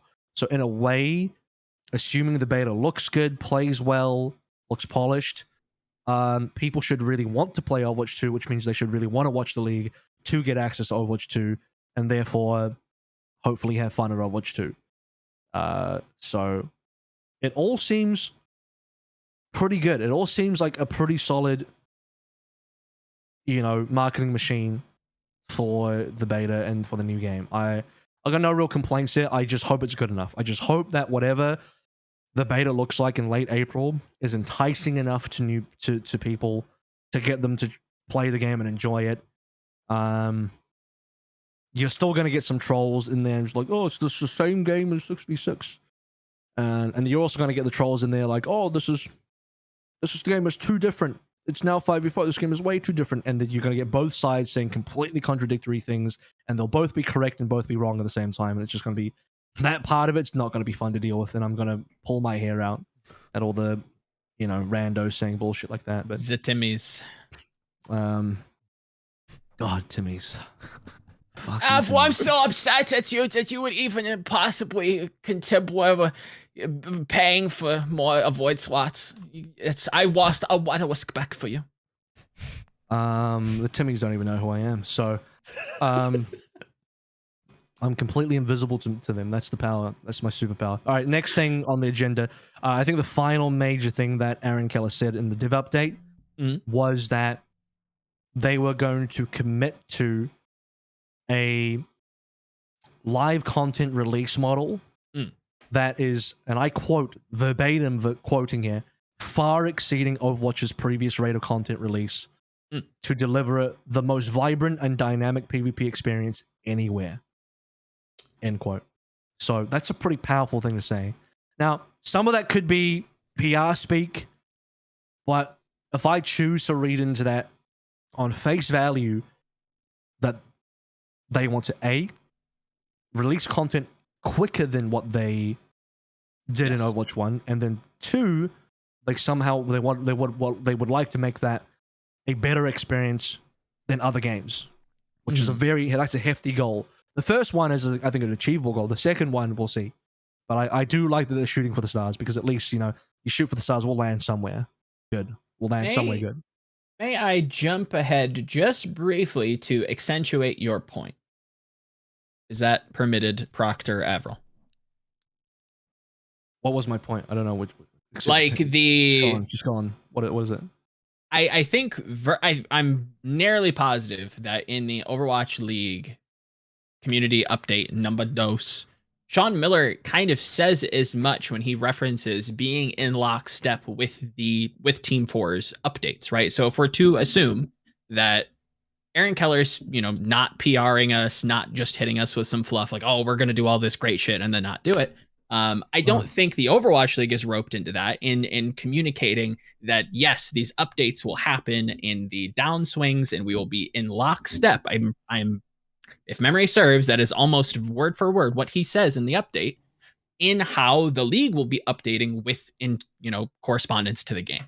Right. So I think there's a lot of support to what you're saying, in that this should be a quick churn. Like every stage, it feels like we're getting a new beta update build where new stuff's added, new maps are added, new heroes are added, what have you. It's being injected into the game. Yeah. Sure. We'll get to that as well. Yes. As well. This is the last thing we talk about before we get to the community update. I know we really want to get there. And then the final thing that Aaron said was they want to be far more active in communication, which is, I know they said that before and they didn't do that, but I think this time they're like, well, we were capping before, but we ain't capping now. We're going to actually be. I think he said something like, he wants to be very active during the alpha, maybe just the beta, during the beta phase where they're talking about what's working, what's not working, what are they working on, blah blah blah blah. So they want to be doing a lot more updates. And to be honest with you, the reason I think a lot of the criticism from the community is like, well, you said that before and you didn't do it. I think the reason why I'm willing to give the benefit of the doubt now and believe that he's telling the truth on that and they will be super active is because there's more to be active about. Whereas back then, it was more like, put your heads down, crunch through this game, just make it work. Create the PvP and have it ready for the pros by mid-March. That was what the goal. And I don't know, maybe there wasn't much to report on. I mean, if you wanted more communication in January and February, I can only imagine that the developer report would be, yeah, we're still working on the game. Yeah. Sorry, still working on the game. That's all we got to say, which is probably the objective truth. That's not them lying. That would just be the objective truth. Whereas now, I mean, yeah, they're still working on the game, but because everyone has access to Overwatch 2, well, not everyone, more and more people soon will have access to Overwatch 2, and people actually playing the game. Yeah. There's more of a reason to talk to those people and be open and public, because now you've put your game in some fashion out there into the world, and you must now engage with people because your game is now in their hands, right? So you don't have a choice to not engage with them now, in a way, which is why I'm more willing to just be like, well, this is true. So, what do you guys think of this part of the div update? Which, again, to recap, was they want to have more frequent updates than Overwatch 1, and they want it to be the best live service PvP experience, and they want to be more active in communication. Can you give me the exact wording, what they said? Was it, we want to put out more content that at any point in Overwatch 1, or the average of what we got? I'm going to have to find it again. Because I think that's a very big difference. If you want to significantly have more content updates on the PvP side than the height of updates for the PvP game, that would mean you probably are looking at like 6 heroes a year, right? It's more than. I'm gonna have to go back to the video now. No worries, then. People can figure it out, right? We can display both scenarios. If you're saying like more than an aggregate of the entire year, I mean, that's not too hard, bro. You got like... Okay, I got it. Right. To support our game by updating and delivering content on a regular basis, today's change in approach enables us to deliver frequent PvP content to the live game. The live game would be Overwatch 2 eventually, with the goal of far exceeding Overwatch's previous rate of content release. So again, with the goal of far exceeding Overwatch's previous rate of content release. Right. I mean, if you're talking 2019 onward, hopefully, yeah, that's the bad. Okay, we don't need to. That's a little bad faith, Yiska. Clearly, he's talking about 2016 and 2019. Right, and that feels like hard to believe, because that's a lot of content that you gotta, like, in order to justify that question. Fortnite somehow does it. I don't know, like other I agree. Other developers somehow do it. Sure, it's not that impossible. It's a lot of work. Yeah, it's not that impossible. I mean, fair enough if you're actually delivering that. Jesus Christ, dude! Like, well done. I hope you can do it without crunch, and you found like ways to make this work. Just don't overpromise anything. I can see how the non-spaghetti code engine that you got now helps you facilitate that and turn around new stuff quicker. I'm looking forward to that. I just hope we don't get like these empty promises again and these overselling situations. Like, I remember like Jeff Kaplan promising like a summer that's going to handle very differently, and in the end it was like a big nothing. And like, summer? Yeah, he said something like, this summer we're going to do it a little bit differently, blah, blah, blah. And then it was 2020, I think. And it really was just a nothing burger in the end. I just hope that we get what we promised for once. Don't overstretch. Like, I'm fine with probably like... You know what? 4 or 5 heroes here. I think, because it used to be 4, right? Yeah. Was it 4? So you're saying like, well, I mean, 4 would be the same. 5 would be 1 more. I think 6 is achievable. I do think it's achievable. 6 is for sure. Yep. I think 5 would be nice, but 6 is achievable. More than 6, forget about it. I think that's starting to get a little bit like, not that I don't want to see more than 6. It's more like, well, actually, I don't know if I'd want to see more than 6. I think it would create a lot of chaos, but at the same time, it sounds like a lot of work. I think 6 is like pretty reasonable if you have the development power. If they can hire a shitload of people and get it done. I don't know. What was I going to say? I think they being Blizzard here, know they've lost a lot of trust, and this is a rebuilding of trust between them and the community and the wider gaming world. And from this perspective, you have to be very careful about what you do say and what you do promise, because people are going to write you off. Yeah, I think it's fully understandable that people would look at this and be like, nah, they're not going to communicate more because they already said that and they didn't do it. But when you're at this state, but that was before when, maybe things were slightly still okay. It might have been going downhill, but it's not as downhill as it got at its very worst, which is probably before we got this update, to be fair with you. At this point, any promises you make from now on in a phase of like, you know, let's rebuild this lost relationship, this broken relationship, you have to be willing to commit to that. And I want to give them the benefit of the doubt that they will commit to everything they've said. Because at this stage, it's their only opportunity to mend all the broken relationship between them and the wider gaming community. So if they actually achieve, and I also believe that they have to achieve this level of promise as well. If they promise less, I think I'd be a little bit upset. Yeah. You know, if they said, "Oh, we're just going to do the same as Overwatch," I'm like, well, maybe that's not going to be enough. I actually like that they promised quite a lot, and it does seem ambitious, because I think being ambitious and wanting to achieve that goal will actually deliver the Overwatch experience it always should have been. Yep. On a game that is now quote unquote fixed in a format 5v5. I'm talking about that is better suited to the average experience. I think I can't remember where I read this. Someone wrote it down really nicely, and that it kind of encapsulates my thoughts. But I want 5v5 and I want Overwatch 2 to be the game that is made for the play, for how the game is made and catered towards the players in terms of how they actually play the game, instead of how Blizzard thinks they might play the game or wants them to play the game. And the translation of all that, what I just said in English, is you know, Overwatch 1 with 6v6 is meant to be like this very team-focused game, and everyone works together, and everyone's nice, and they communicate, and they get on the microphone, and they say, "Good job, Mercy," and "Let's go over to the cat point A now," and everyone's super good and not toxic to each other. That's just not the reality. The real game that people play is you have a Roadhog play, your tank locks in a hog straight away, they're not in the team chat, they're not speaking, they're not listening to you because they're not in the team chat. And they go flanking, and they just play their own little single-player PvE experience. That's the real Overwatch game. While eating toothpaste, yeah. Probably. And, you know, and let me tell you, those hog plays can't put the pace back in the tube. No. So what I mean by, like, make a game that caters to how people actually play the game rather than what they think people should do in the game, means that you're actually making a game that's more viable, hopefully in a 5v5 environment, where like people just want to frag and play DPS and do whatever. Cool. That's the game now.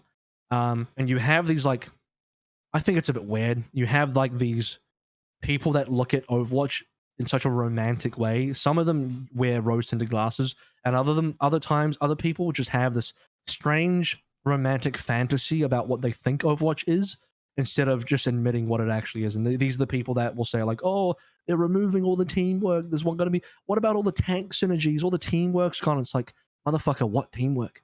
Show me the teamwork. Where is this fantasy teamwork? I've not seen it. In my games, there's a diva and a hog, and they don't work together, and they both do random shit. What fucking teamwork? Truth. Where is it? He's true. What teamwork are we losing? Show me this teamwork that we're losing. True. I can't see it. True. I can't see it. Where is it? So people don't play the game that way. People have such a fucking wet dream about how they think Overwatch is. That's just not the game people are playing. True. So all the people that are like, "Oh my god, my teamwork's gone," motherfucker, you never had it in the first place. Yeah. The thing is, I like the idea of it.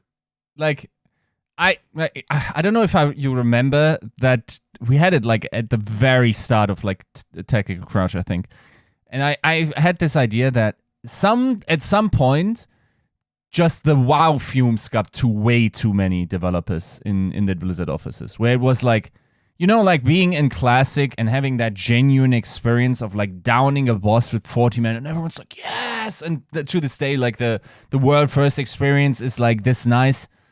It doesn't work in your other games, bro.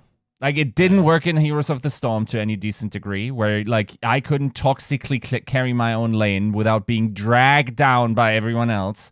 Like, I actually wanted more opportunities to like maybe out CS my opponent or whatever it is. You want to diff your opponent. You want to diff them. In the most toxic way possible, right? Like, that's okay. And then like it's so weird to see those types of things, like to have a company that ignores all of that, tries to like capitalize on the nicest parts of human nature. Like, we're working together towards one goal, and when we achieve it, it feels very nice. Hey, oh no, it doesn't work in games outside of World of Warcraft. And then in the same company, have the developers that go, oh yeah, and by the way, if you kill someone, you can hear them in agony cursing you out when they die. Warzone. Right? Like, it's like, that's the complete opposite of the toxicity scale that's palatable in video games, right? To a degree. And it's like, what is more towards the nature of humanity, right? Or of your player base, at least. So, in some essence, yeah, like, I like the idealistic choice. And I feel like there was a lot of idealism of game development going into Overwatch. It just never felt to be that authentic in that pursuit, or to be very well suited in trying to find that sweet spot, because it's not even as like I don't know. I have a generally better time running 5-man dungeons, like high mythics, with randoms than I ever had in Overwatch quick play, right? The experiences are just way more well rehearsed. Everyone has a general idea. I can still be toxic in terms of toxic is a weird word, but I can be competitive on the damage meters, trying to one up my own teammates and doing, like, getting in there and whatnot. Those are the types of add-ons that the community will develop, because there's an underlying feeling of wanting that, right? Well, we are like, we can't have a scoreboard. Come on, man. Like, yeah, can we get a scoreboard back? Jesus Christ. Yeah. That's coming in the second build, baby. Stage 2. Scoreboard. That's the thing, is like, okay, there's no scoreboard in Overwatch 1 because you're trying to prevent toxicity. Well, guess what? People just find other ways to be toxic. And now instead of knowing why we're losing, I'm just going to invent reasons and blame my teammates. And, at least with a scoreboard, I can be objectively true about it and be factual and be like, well, yeah, this person is kind of letting us down. But without it, I can just gang up and I can just be like, well, I think this person's doing badly. I don't actually know, but I'm just going to fucking say it anyway. And then, you just do that. All right, like every other PvP game does not shy away from a scoreboard. I just don't. I mean, I get it, but I also don't get it. I think it's trying too hard. That's not to say that, like, oh, just allow rampant toxicity to exist. Of course not. Obviously, there are things you should do, and games like Valorant have a huge problem with that. Games like Valorant have probably some of the worst sexism issues in their general gameplay that they are constantly having to deal with, but they are making strides to do that. So I implore the developers and then the makers of the game to battle toxicity, but there's some level of it that, like, you also shouldn't be trying to push a boulder uphill sometimes. I don't know. There's like, some of it's like, okay, let the scoreboard exist. Yes. Yeah. But if people are being bullshit, like, make reports meaningful. Yeah. Have timeouts be meaningful, and have chat bans, etc. be meaningful. I mean, fucking Riot's removing all chat from League of Legends.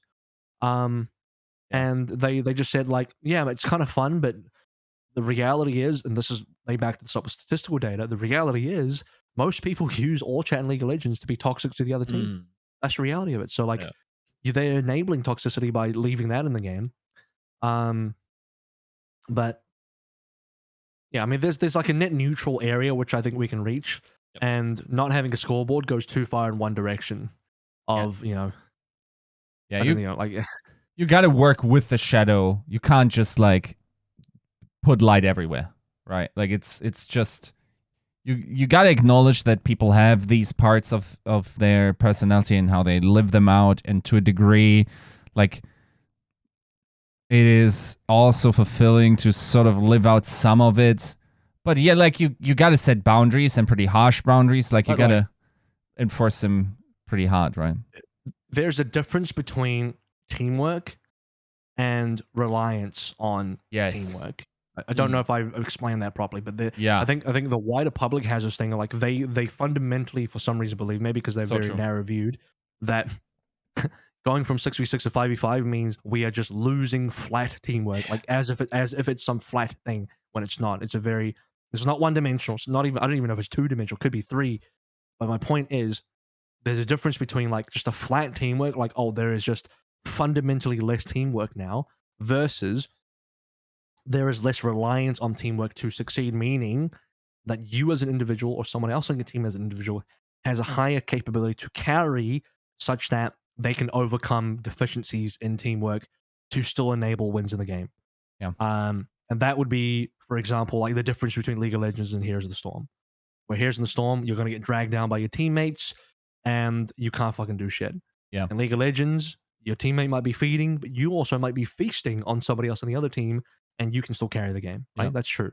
So I think the game direction of Overwatch and how we move from 6v6 to 5v5 fundamentally needs to be that the game is less teamwork reliant, but I don't think the teamwork disappears because you still work with your team. There's still 4 teammates. You're still doing things as a team that enable each other, but you don't rely on them as much for your own personal success. Yep. And there's like a philosophy that I have about tanks in terms of why I think tanks aren't good in Overwatch 1. Good being like, why are they not fun to play? Why do people not want to play them?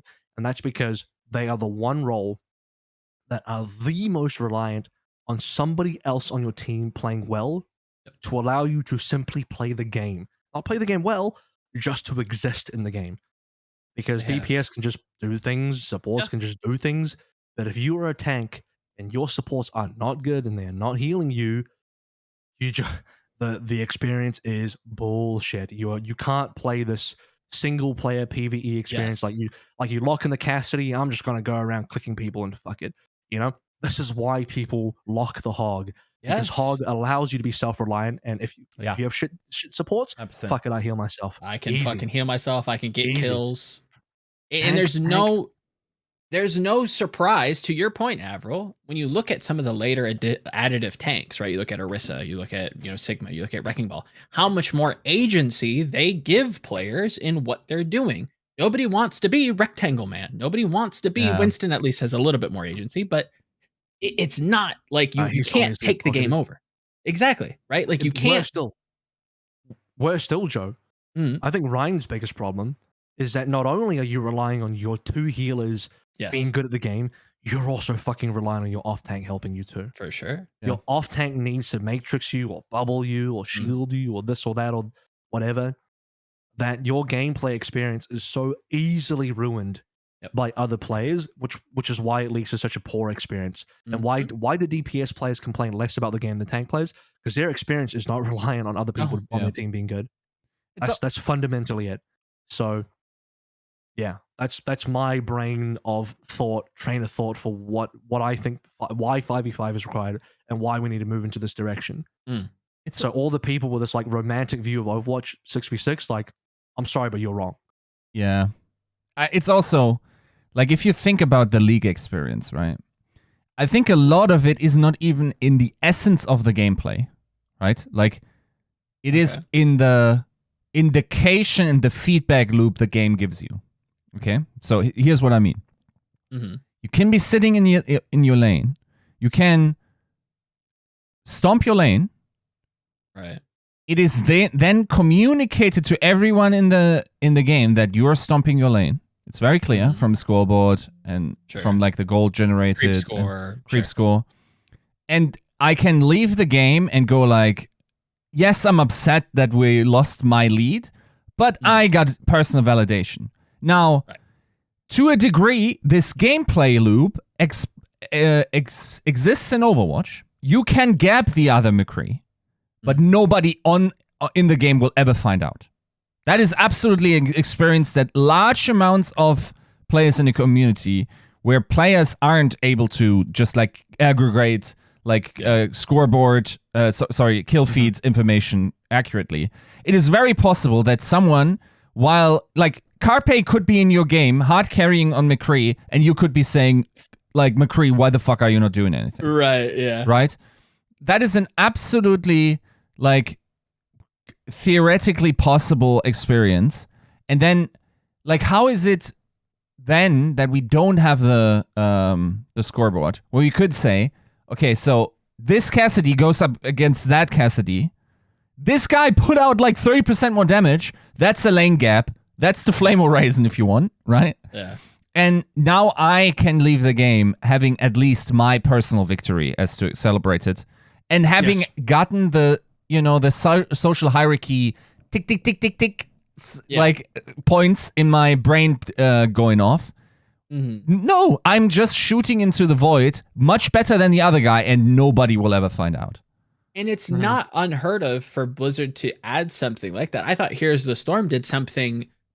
I think it could have been a little bit more, pointed, maybe in the game. But once you leave a game in Heroes of the Storm, if memory serves, and you did well, they gave you like a little attaboy and saying like, "Hey, you performed, or you did X amount of damage. That was ranked within like the top 1% of all Kel'Thoses." And it's like, oh, cool. I got that feedback loop once I left the game that I did a good job. The game told me I did a good job. Maybe we lost, but at least I got that silver lining, much like you would coming out of a lane in League of Legends, right? They could, I think, very easily add that to the game along with the scoreboard, and it would give the experience, that user experience, of a significant boost, like what Yiska is talking about. Yeah. And gold medals don't do a great job of that. Like, I think everyone goes like, well, I had 5 gold medals. You might as well. But there's this, like, annoying feeling in the back of your mind that you don't really know if that's the relevant aspect because you don't see the opponent. Sure. Right? Like, you think, okay, maybe I was just, like, the cherry on the shit pile. And, like, maybe I didn't actually outperform it. Maybe I was gapped. Maybe I was even like a significant portion of the reason why we lost. Because like the other Cassidy just like was super oppressive to my team, and now we're not like doing anything. Right. What I like is, let's say for example, this is where we moved away a lot from the topic, but I think this is a good topic anyway. Is that, let's say on a scoreboard, I don't mind medals first and foremost, but I would like my team to see the medals. If I got gold, I want people to know I got gold. Yeah. There's a lot of the meme was like, you're talking about bronze damage here, but like if you could put up the scoreboard and you could it showed your team sets. Maybe it's probably bad if you could see it on the enemy team, but it showed everyone's eliminations, deaths, and it showed their full damage. They showed their full healing. I don't know. And then it showed whatever the relevant stats are, and then they showed the medals, who currently has gold on what category for your own team is cool. And then maybe at the end of the game you can have a end of game summary where you can see the enemy team is like, oh, did the other Cassidy gap me? And you can see where his damage was. I think because in League of Legends, a thing I like is like after the game I like to check stats, like the let's see what the damages. Let's see the graphs, let's see the damage, like how did I actually do, and all that kind of stuff. But to speak to Yiska's points, like, yeah, I don't mind losing games in, say, a MOBA in like League of Legends. If we lose the game, but I know I dominated my lane, I still get a moral victory. I still get a minor victory in there. That silver lining still feels good. So it really dampens and softens the blow of losing, knowing that I at least did what I did. I at least did my part well, and I played a good game, and the game rewarded me for that. And my teammates can very tangibly see that I held up my own. Right? Can I follow that up with a question to you specifically, and maybe to the viewers at home, to try and rope them in? Get off the fence. Comment. Where you go? Yeah, get off the fence. Ready? If you're softening the blow of a loss, are you more likely to queue another game or to just quit the game entirely? I mean, obviously, you're probably more likely to queue another game. Exactly. I think it's not a super negative experience. It's a exactly. And that's where I'm like, it's so frustrating because I know they mean well when they're just like, it's going to be abused. People are going to be toxic with it. That very well might be. But when you look at like the improvement rating of people trying to dive into those stats and going, oh, okay, maybe I shouldn't play this hero. Maybe I should improve here and here and here. Right. That's positive. There's a lot of positives that also come from this. Even from a business aspect, the more that they're playing the game must be good for you. Right. I think there's like, it's inevitable. It feels like. There needs to be more things that trigger the dopamine in our monkey brains. Where you play Call of Duty and you get a kill and this fucking medal shows up and screws like boom 5 kills and it's just like and it's just a Battlefield, I think, does the same thing. That's a little bit pop up. That's a little bit in your face. Maybe it's okay for a game like Call of Duty. I wouldn't personally want that for Overwatch, but I'd like to be rewarded for things. I'd like that if I'm a diva and I ate a grav, that I don't know, the game acknowledges I did something cool. Yeah. Maybe my team can acknowledge I did something cool.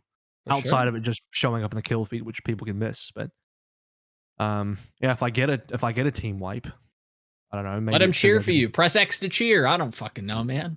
Let them acknowledge you. There's the thing about even in a game like Valorant, if you get an ace, the fucking dun dun dun H thing comes up, and that's your dopamine hit for your monkey brain, and it's very effective. Yeah. So I want the game to pat me on the back a little bit, and just be like, "Go on, Timmy, you're doing so well.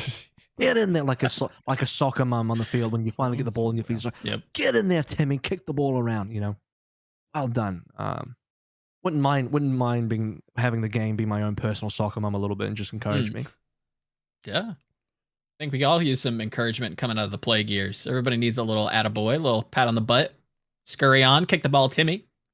Play that Cassidy. Rip some heads. Cool. So that's beta discussion. Now we get to finally move into community update. Overwatch League community update number 2. So usual suspects got on camera again. Zoe, Matt, Sean, Spectre, and they talked about things to expect. Not a super long update, to be fair. No. They talked about some things to expect for the upcoming Overwatch League season. That is kind of in conjunction to then also what is announced for the Overwatch 2 beta with the dev post as well. So essentially what we get is, first of all, the schedule has been released. So the full schedule for the whole season. Yeah. I'll let me be clear though, only the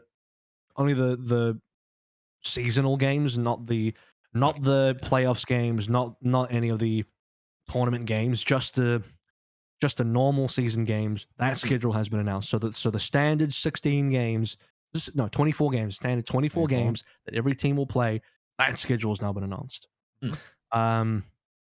Teams have been given access to an early build of Overwatch 2 PvP Alpha, so that's we already talked about that.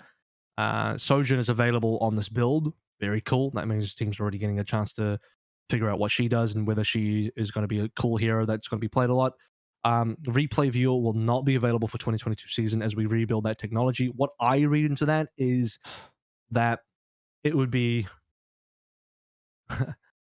it does seem like a technological thing because they have to have that as a build available. They can just publicly give out to people. Yeah. And with the whole Overwatch 2 thing, I don't know if there's an engine thing going on there. Maybe it's just not. They're not ready to give that kind of thing out super widely yet. So it makes sense. I will miss the replay viewer because I use that quite a lot. But I actually didn't. I didn't even pick up on that. I'm not even gonna lie. I did not know that until like right now. I'm actually kind of gutted. It makes sense. I really said it does. 100%. It has to be. Right? Also, the league will generally update to the latest balance and schedule major content releases between tournament cycles, which is something that was already brought up. But now we're confirming it. And one last thing, Yiska, the final thing, and this wasn't part of the update, but Yiska went and asked anyway, and Matt Morella responded, there will be no hero pools at all for the 2022 season. And also, they have now publicly announced what the map pool is. That's the gist of the update. Based God, Mr. X. Yiska, are you about to say something? No, sorry. The Discord is being dumb again. Just baited me. All right, that's cool. Yeah, I got baited. Did you have any thoughts? You're already talking. I mean, finally, ding dong, the witch is dead. True. Jesus Christ. Mercy's finally dead? No, but she's also not banned, which is nice. Shit. One day we'll get rid of her. Right. It's like, so now we pretty much know, like, Hero Pools is only like a novelty creation device. I think it had some unexpected positive effects in how we used it eventually. That said, like, I'm happy that it's gone. I'm hopeful that we don't fall into a situation where everyone is just playing one meta and we're just having like no flavor all comms, because not for me. That can only happen for one stage. Right. Just to be theoretically. clear. Yeah. Because they said that new content was going to be updated between the stages. Right. So. And then theoretically speaking, maybe that content isn't strong enough in order to be relevant, or I mean, if it's a map, okay, fair enough. That's hard to ignore then, but like bottom line being like the experience hopefully becomes everyone can play their meta archetype comp for the entire season. Like, I hate having to see Fearless off Winston as long as it works. Why would you ban that? What's the fun about that experience? Like, that's also my biggest counter argument for hero bans, which everyone now seems to like. The hero ban goblins came out of the woodwork. Oh no, hero pools, hero bans. Like, no, dude, that's actually strictly worse. Yes, I get that you want teams to have the agency of catching a bunch of bullshit heroes that we might be getting, like with the beta injections, and fair enough. We couldn't have other stuff like we've had gentlemen's agreements in esports before. We had like teams like sort of like deciding, okay, this is bullshit, like let's go to the league and enforce a ban on that temporarily until it's fixed, whatever it is, right? So that argument is not great, but at the end of the day, it really comes down to, do I ever want to see like Fearless off the monkey? Do I want to see you will if there's a new tank here that Fearless is even better on. True. Right. I mean, sure. Like, do I ever want to see Aunts of the Widow if Widow could be meta? Stuff like that. I want to see the best players play their best heroes if they can make it work. I don't want it to be overpowered, of course. I want it to be accurately powered so everyone can play their own flavor of Overwatch, and for them to sort of like have different meta flavors. I mean, personally for me, we could play Maris all day, but that's more like, if I want this to succeed, I feel like the novelty aspect is way overblown, and what we actually want is high profile pronounced players that can take different heroes. We want like the players that are synonymous with different heroes that can make them work at the same time, like bind an audience towards that, and not have the game disrupted by what it turns out to be basically like a randomized coin flip where sometimes cats are involved. That's just not satisfying, right, as a competitive experience. And fair enough, like if Fearless finds out that by the power given to him, Monkey doesn't work anymore and he needs to learn Boar, fair enough. That's the satisfying aspect. Like, maybe you could argue maybe it's a problem of game balance. I would argue it's just a matter of like one team being very clearly better. And actually, I think Winston even worked for New York against Shanghai for a bit. A little bit. You could argue maybe there was something there. Maybe they could have stuck to it. Whatever it is, right? Maybe they made a mistake switching. I don't know what it would be, or if they actually had a balance problem with ball being too strong. The bottom line being like, I don't want this decision to be made before the game starts. I wanted that to be negotiated in the game on the server while like one team wins or loses. And as long as my competitive system facilitates these interactions, I'm fine. Joe. For sure. Yeah, I mean, I would echo a lot of the same points. The update itself, I'm looking at the maps. I don't really have too many gripes there. I'm a little sad that the replay viewer is gone, but like we mentioned, it seems to be a necessary evil. Yeah, seems good. My only gripe with the map pool is that it's not even in the maps. There's 3 control, 3 hybrid, and 4 escort and 2 push. Now the reason why there's 4 escort is because there's 1 less push. They want to have 12 maps, but there's only 2 pushes. My assumption is that they just don't have a 3rd push map ready available for whatever reason. Maybe it's not finished. Maybe it still needs polish. Who knows? But only having 2 pushes means you're gonna have a lot of. I wouldn't say it's boring, but it does lack some variety, being that there's only 2 of those there. I'm gonna make some assumptions here. This is obviously not gonna be the full map pool for the whole year. There's no way. It cannot be. Because even last year, every stage we got a different map pool. We have to be getting a different map pool every stage, otherwise the shit's gonna get stale real quick. Sure. Yeah. So I'm glad every single one of the new maps is in there. Can I pose a question to you? Go on. Do you think that per like the map pool graphic that we have, is this the new order of games? Are we going control, push, hybrid, escort? No idea. It could be. And it could I don't end with even. control, and then it ends with control again, right? I would guess. Control Yeah. push hybrid escort control. Yeah. What I can be happy about is at least push you can't draw on. So the only mode you can draw is hybrid. So the more we get away from draws, the better it is. Mm. There's still that rumored. I don't know if you guys remember. There was that rumored new game mode that was unannounced. Right. Oh, really? And no one knows anything. I don't think anyone knows. Well, somebody knows something, but no one really knows anything. I certainly don't know what it is. It could be anything, really. Push your ball, pog. Your ball, pog. It can't be capture the flag because capture the flag is not only not new, but it's also not good in this game. Yeah. I don't even know what they could do, man. It's weird. I mean, I would like there to be a 5th game mode. I dislike the fact that control is the most important game mode in Overwatch. Yeah. But it is the most balanced game mode. It is. It is. I agree, 100%. It is the most straight up and narrow. Praise on the fundamentals. Like very few teams are gonna edge you out there. But the weight of practicing control versus like something like a push or something like that always felt like I almost think competitive integrity quibble. I don't want to get too far off topic, but I almost think that because control is so balanced, that you could make the entire Overwatch gameplay just control. Yes. Like no other game modes, only play control, and there's like 30 different control maps, but you only play control. And that would still be a viable game. It would be a hilariously fun game. You know, some people would say it's homogenous, but also, I mean, Jesus, like you're still League of Legends is played on one fucking game mode. Like, don't get me started. You're like, let's see CS:GO, you play bomb defuse as a solo game. You don't play other game modes. It's almost rare in modern games to have multiple game modes. That feels like a Call of Duty and Overwatch Halo thing. I mean, they have different Halo game thing. modes. They're just not the serious ones, right? Like you have ARM.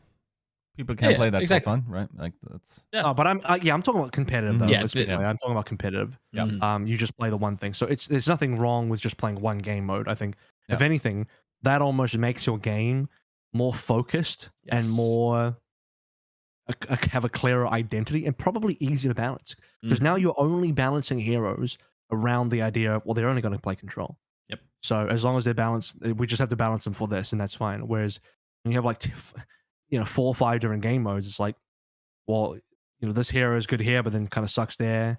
I mean, that also creates interesting things where you get a lot of map specific metas, which I think is interesting. But I don't know. There's a couple schools of thought. I don't want to take it too far off topic, but that's just initial. I like where your head's at, though. I really do. Yeah. So anyway, is there anything else you guys want to comment about? There is, I think the major thing, I think the biggest takeaway is that the comment made that they are looking to update and balance and schedule major content releases between tournament cycles. Now, this is something I want to clear up. Heavily speculated, but just logically makes sense to me. Again, 2 + 2 = 4 here. Is that these major content releases and updates is not like, kickoff classic. Is it classic? The first stage 1 is finished, and now boom, the beta drops a new update for everybody. No. I'm 99% sure that the beta will drop an update well before the end of a stage, so that people can start playing it. And maybe even the pros can start playing it in quote-unquote ranked, if that even exists in beta. And then when the stage finishes, it gets updated with that patch for the next stage. There's no world where you just like drop a fresh patch in the middle of your break between stages, and now teams have to like you fucking cram this new content and invent everything in a short amount of space. That sounds like way too much pressure. I mean, in some ways, teams are going to have to do that anyway, but at least they're a little bit more prepared, right? You're not just dropping a bombshell on them. They at least have a little bit of, they can have at least applied some thought. Maybe a staff member has already started brainstorming. I don't know. Like, you're not scrimming on that new stuff. Basically, what I'm trying to say is it should be very similar to how year 1, year 2 of Overwatch League was. Yes. When new maps and new heroes and big balance patches were still being applied to the live game, but that just didn't happen for the Overwatch League until the right time between stages or whatever. It should just be a mirror of that. Yep. I think that's best case. That's like the ideal principle. And if it can't for whatever reason, then you come in, you play, you very publicly announce that we're playing on a separate build or a previous build to not interrupt competitive integrity. I think esports fans as a whole understand as much, and I think they appreciate it. Does it always need to be that? I don't think so. Especially like what Avril's saying and what the community update has mentioned. If these are placed well enough in those breaks, then you really shouldn't need too much time past it. There's going to be a lot of downtime, so I really think that there's a lot to be excited about coming into each stage. Yes, we're always worried about. I think we're still very scarred from the goats meta, but when you kind of read between the lines and they're talking about the most content they've ever produced and it's coming out so quickly, there's going to be new heroes. There's going to be new maps. Those maps are going to change. The pool's going to change. The heroes and the meta is going to change. The balance is going to change.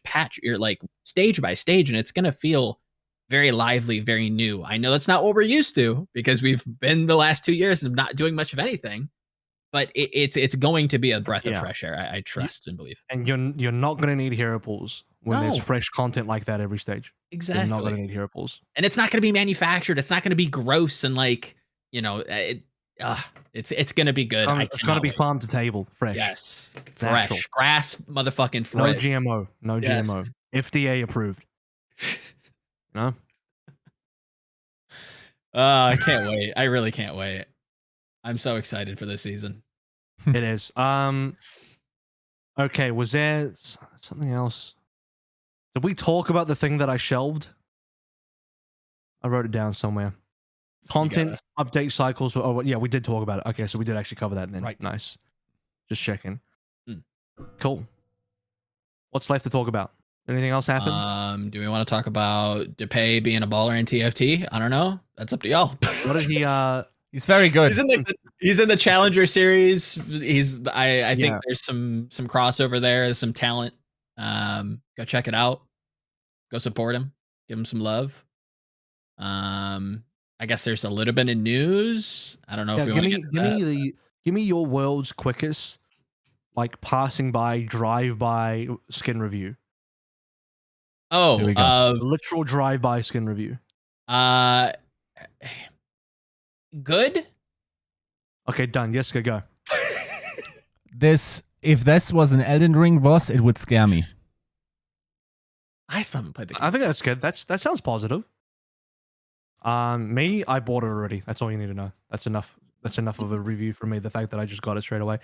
So, did any of y'all watch the Shock 02 show match? I did not. No, sir. Oh, you motherfuckers. It's just not content for me, man. No, it isn't. I'm ready for Overwatch 2. I'm excited. Yes. If people were excited by this and they thought they loved it, more power to you. Go fucking like and subscribe. How are we going to talk about How are we going to talk about 5v5 in consideration to the show match now? In terms of the fact that O2 Blast and Shock played a 5v5 and it's like, oh, could this be a preview of 5v5? How are we going to explore that now that you guys haven't played it? So really upsetting, honestly. Wait. Let me just ask you: could this be an indicator of how 5v5 would go? There you go. Sure, I guess. Why wouldn't it? Bring the toothpaste. Anything that happens in there could be an indicator. Was it just? Speaking, it could be an did indicator. They play on the like the scrim build that they're running? Oh, okay. They played on the workshop. Okay. I mean, no, they didn't just bench one player and just fucking send it. I don't know what they're allowed to do, man. Just fucking send it with like 5v5 with no changes. Yeah. No, they did the workshop mode. Okay. What can I say about it? Like, it was pretty.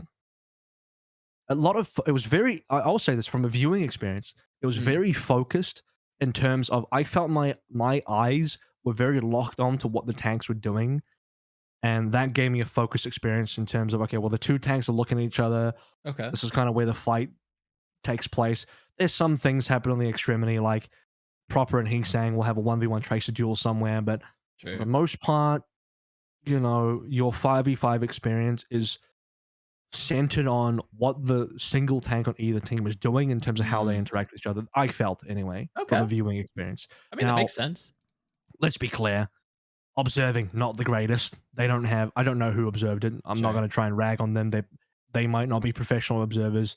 Maybe they are, but it's just a scuff situation. I don't know. I'm not going to try and pretend, but not the best observing. So it's hard to like follow in that regard. I think with better observing, some third person camera play, it'll be a better experience. There was also some weirdness where like they recorded the players' individual POVs, and then because this was a edited, released video, this isn't live. Right. I don't know if people understand that, but it's a premiered video on YouTube that was recorded and edited and then uploaded. So it's not a live broadcast, if that makes sense.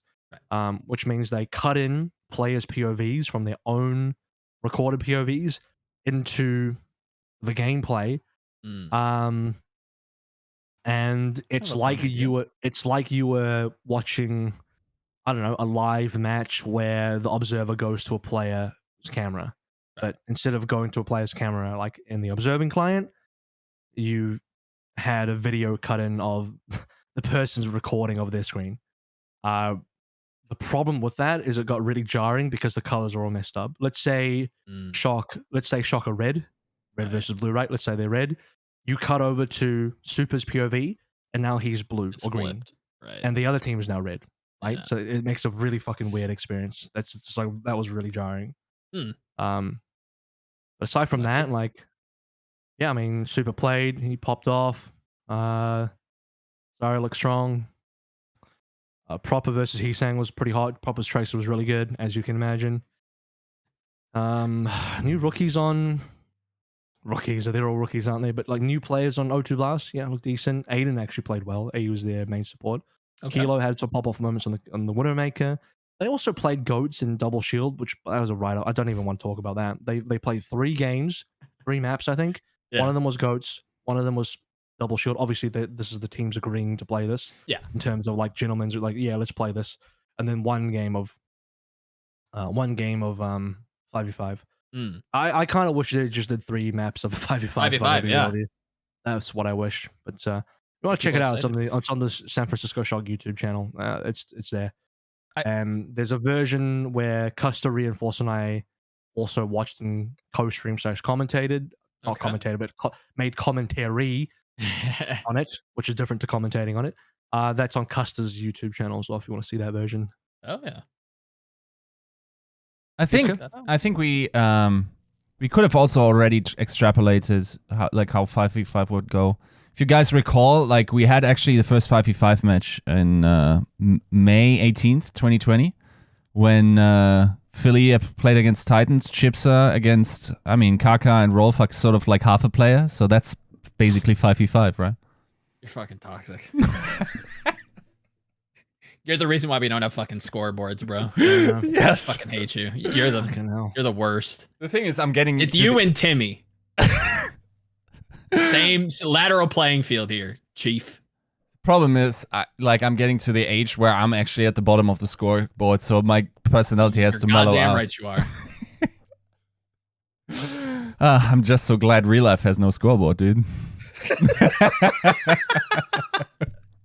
You do like a Death Note, like you sacrifice half your life. You're just like, oh shit, I'm fucking failing at everything. If you live in a capitalist society, you look at your bank account, and that's the scoreboard.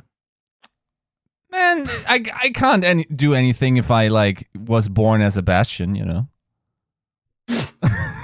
Okay. Well, you better. I don't know how to take that. You better hope Blizzard rework you for Overwatch 2. Yeah, they better give you a fucking hat. Oh, Jesus. Alrighty. Well, the only other things, yeah, okay, Paris, Horizon, Lunicani, remove. Cool. Just passing notes on the outro here, I guess, as we start to finish up. Bit of a quick one today where we didn't do any additional content. We wanted this episode to be very focused. Right. I think it's time to have one of those episodes instead of one that was just full of BS. I think it was about time we did like a more, I was gonna say a more serious episode. It seems like most episodes they're all pretty serious, aren't they? Yeah. To end on a light note, Senator Marco Rubio put out a tweet. Maybe I think his staff put out a tweet. Yeah. And they used the Gladiators Shields Up hashtag. Yeah. And everyone in the Overwatch community is just like loving it. And it was so funny. So here, spontaneous get off the fence. Do we fire the intern or promote them for accidentally going viral? Thoughts? I mean, I agree, gentlemen. Maybe just do nothing.